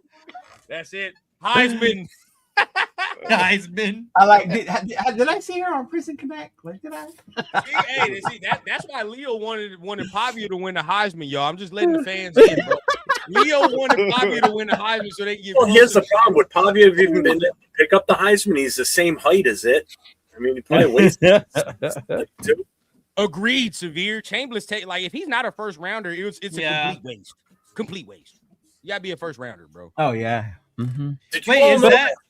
Hey, is did that you who you're all know talking that about? Leo posed Is for the that what they Heisman. calling that? They had to make it His life. aunt? Is that who that is? Abella, no, Abella Danger is Carson Beck's girlfriend. No. No, Right? Is it? Bella Yes. Danger No. was a porn star that they caught on camera the other day. Yeah, Look up who's she dating. No, he's dating the basketball girls Yeah. Yeah, from the University Oh of Miami. no. Leo's on to something. Leo's on to something. Tapping the I know because I don't know the tabloid side of stuff, but my girl does. So when there's like social media That shit was going fucking on, AI. That was AI. Boy. What she showed you, Boy, dog. Carson Beck out there getting it in, ain't he? Hey, he getting it in. I can't be yeah. mad at you. He's dating one of the Yeah. basketball girls from the University of Miami. I think that was one of his little, That's a side piece, dog. Yeah, that side piece. Side piece. He got the main. He got the main on there. Yeah. What's her name? She was she was a porn star. Oh, Yeah, I guess they broke up. They broke up, right? I guess it doesn't fucking matter. I don't care. She's not even a current student at Miami. She went there for the game. It ain't because of why you think, man. There's a guy on Instagram. He wears a silk jacket and he does reviews like if they were an NBA star. Oh, my boy Terrell. Yeah, I love watching him do reviews, bro. Hey, it's a little lonely out in the ocean, you know. Oh shit! Hey, you see that? Say it again. All right, bro. Hey, don't let Severe and Leo and them see this comment right here talking about Mendoza. Mendoza ain't dating no women. Oh, I seen that. I seen that. Hey, don't let I my saw boys Samoa get put up a video about Mendoza getting interviewed that he don't want a girlfriend. He's focused on football, and it would be a distraction. I guess there was another story I heard. He was at the Heisman. He was at the Heisman ceremony asking some Heisman people about like how do I start talking to girls and shit. Or something. Is that real?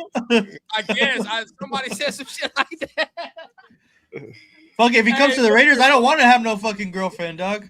Hey, can you imagine him asking Cam Newton? No, that can be good or bad if we take him first overall. It can be good because he can be focused, but it can be bad because if he ain't never been to no pink, if he ain't never been to that shit, you know what I'm talking about? Hey, he was at the club. He was at the strip club. Hey, he's gonna get the Jimmy G special, dog, from the fucking. Coming to Vegas, the city itself could ruin him. Not even the team or anything. It would be just. What's that shit Chris always talking about? The Midnight Rose. The Midnight Rose. Now look, if my boy ain't never seen no shit like the Midnight Rose, that'd be different.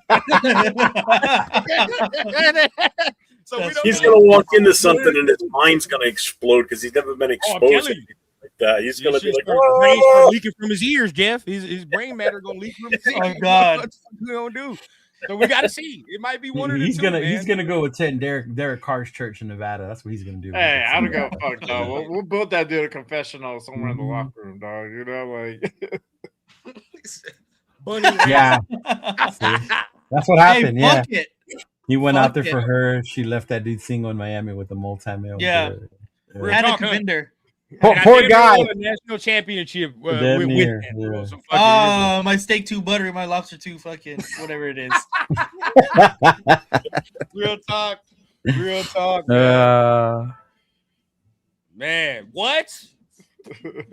Y'all never getting him back. Yo, he's never gonna leave. You gonna turn into Tony Montana for real? Then he really gonna come out talking Spanish and all kinds of shit. Oh God, yeah, bro. With the grill and everything. You don't talk no Spanish until he get in Midnight Rose. Then all right, of a sudden, he's Rico Suave. Okay. Then he's Rico Suave. Chido, ¿qué onda? ¿Cómo estás, compadre? Oh shit! Who the fuck is that? Tell you, bro. Oh my God. This is how you know we must accept. We gotta accept Fernando when he's in the jokes. You accept him. That's all right, man. It's all right. And that's why we said vibe aside. Hey, vibe aside, bro. Vibe aside. Yeah, Alejandro, I speak Spanish, bro. We ready to call it? Run through what everybody's got going on this week.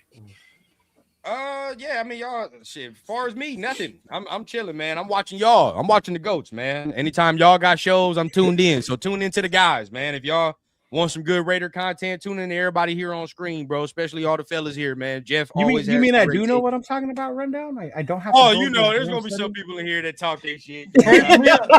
Leo has to do some research first, and then you can get back on, Leo. Okay. Severe didn't need that information about Mendoza and the women. He didn't need that information. That's the last motherfucker that you need to hear that. But this is the other part that drives me crazy. We joke around about it, right? And then now all of a sudden we're low IQ because he's a man of God. Bro, we're fucking joking. Jesus Christ. You know what? Fuck it. He gonna be tipping strippers and putting ones in their goddamn thongs, if that's what you want me to say. It's always the ones you don't fucking expect, dude. It's always the ones you don't expect. He's gonna be in there. Neighbor, I don't know what happened. He's Catholic, bro. He can go ahead and ask for forgiveness. So, and if that's your reason for wanting him because he's a man of God, that's the only reason. Like, oh man, I don't know what to say.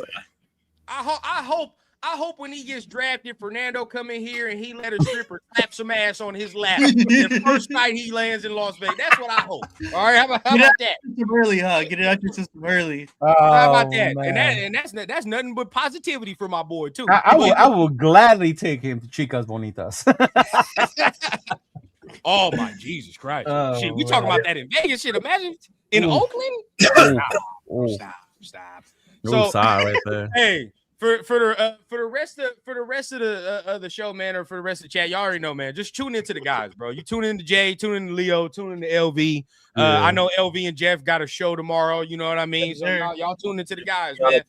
Tomorrow Eastern, 7 o'clock Pacific. I will have a game set up again for tomorrow night too. Nice.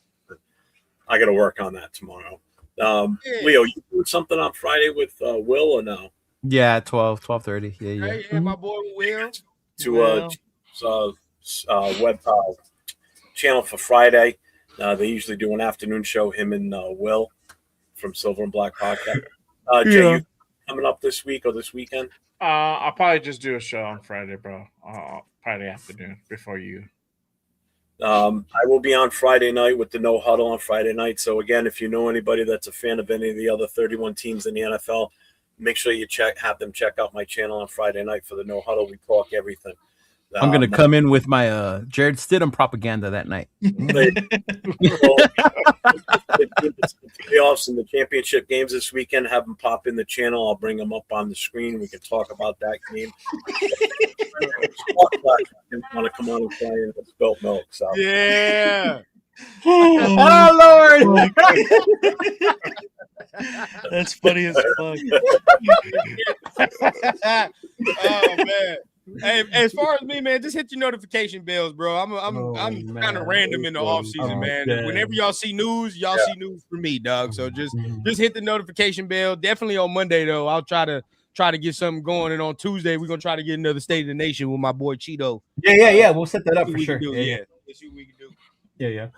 And then we'll get turf one of these days, man. We ain't got turf. Turf is on one, bro. Turf. Yeah, I need your help, Nation. We need to bring back turf to the nation, man. Turf is far off. He's falling off the ledge. It's doomsday. Like there's no positivity with turf right now, bro. Superman don't died in turf's universe. Like yeah, bro. What's going on right now in this kind of him around this time of year is his daughter's gymnastics, so he's usually not around as much either right now. So that has a lot to do with it too. Yeah. He travels to all her, whether they're home or away. So man, shout out to that boy Alejandro, man. He loves your takes, Jeff. He loves your takes. White Raiders takes were great. White Raider. He's from Mexico. But hey, appreciate everybody, man. You already know. Appreciate y'all for letting me on the connection as well, man. Of course. Appreciate you, big dog. Brother. Yes, good. Always love when I can get on here, man. Always. I'm already know Alejandro. Appreciate you for being in the chat. Oh, he's saying the white hat, not me. I knew what he was talking about. I knew what he was talking. I just know y'all. That was you were the police now. I didn't realize there was only one white hat. I was realizing there was only one white dude. My bad. That was on me, y'all. That was on me. Oh shit! Oh my god!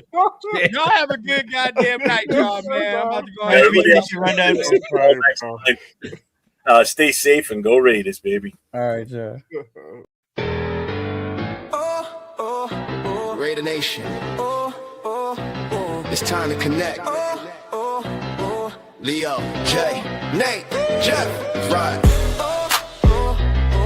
Yeah, silver and black. The crew is insane. breaking down the madness. Before you can blink, another week wild, another storyline. But the Raider connection keeps it all in line. From Vegas lights to the East Coast grind, we talk that truth, no filter, no rewind. Four voices strong, so buckle in tight. It's time to bring the nation to life tonight. This is the Raider Connection Show, where the silver and black stories flow. Leo, J, Nate, and Jeff on go, breaking every play down blow by blow. R and 4L, you already know. Welcome to the Raider Connection Show. Leo with the facts, breaking down the scene. Jay brings a fire, keeping takes real mean. Nate on the road with the vibe and the view. And Jeff swings heavy when the nation needs truth. Wins or losses, we show up proud. Raising Raider Nation, loud and loud. Hit that chat, pull up, don't wait. This is family, this is connection, this is fate. Silver shields up, the energy grows. Four voices united everywhere that it goes. Every first down, every heartbreak hit. Raider Nation stay locked, we don't quit. This is the Raider Connection Show, where the silver and black stories flow. Leo, J, Nate, and Jeff on go, breaking every play down blow by blow. R and 4L, that's how we roll. Welcome to the Raider Connection Show. So grab your drink, hit subscribe, let's ride. Raider Nation strong, we never divide. From kickoff to the final echo, you're tuned into the Raider Connection Show. Hey!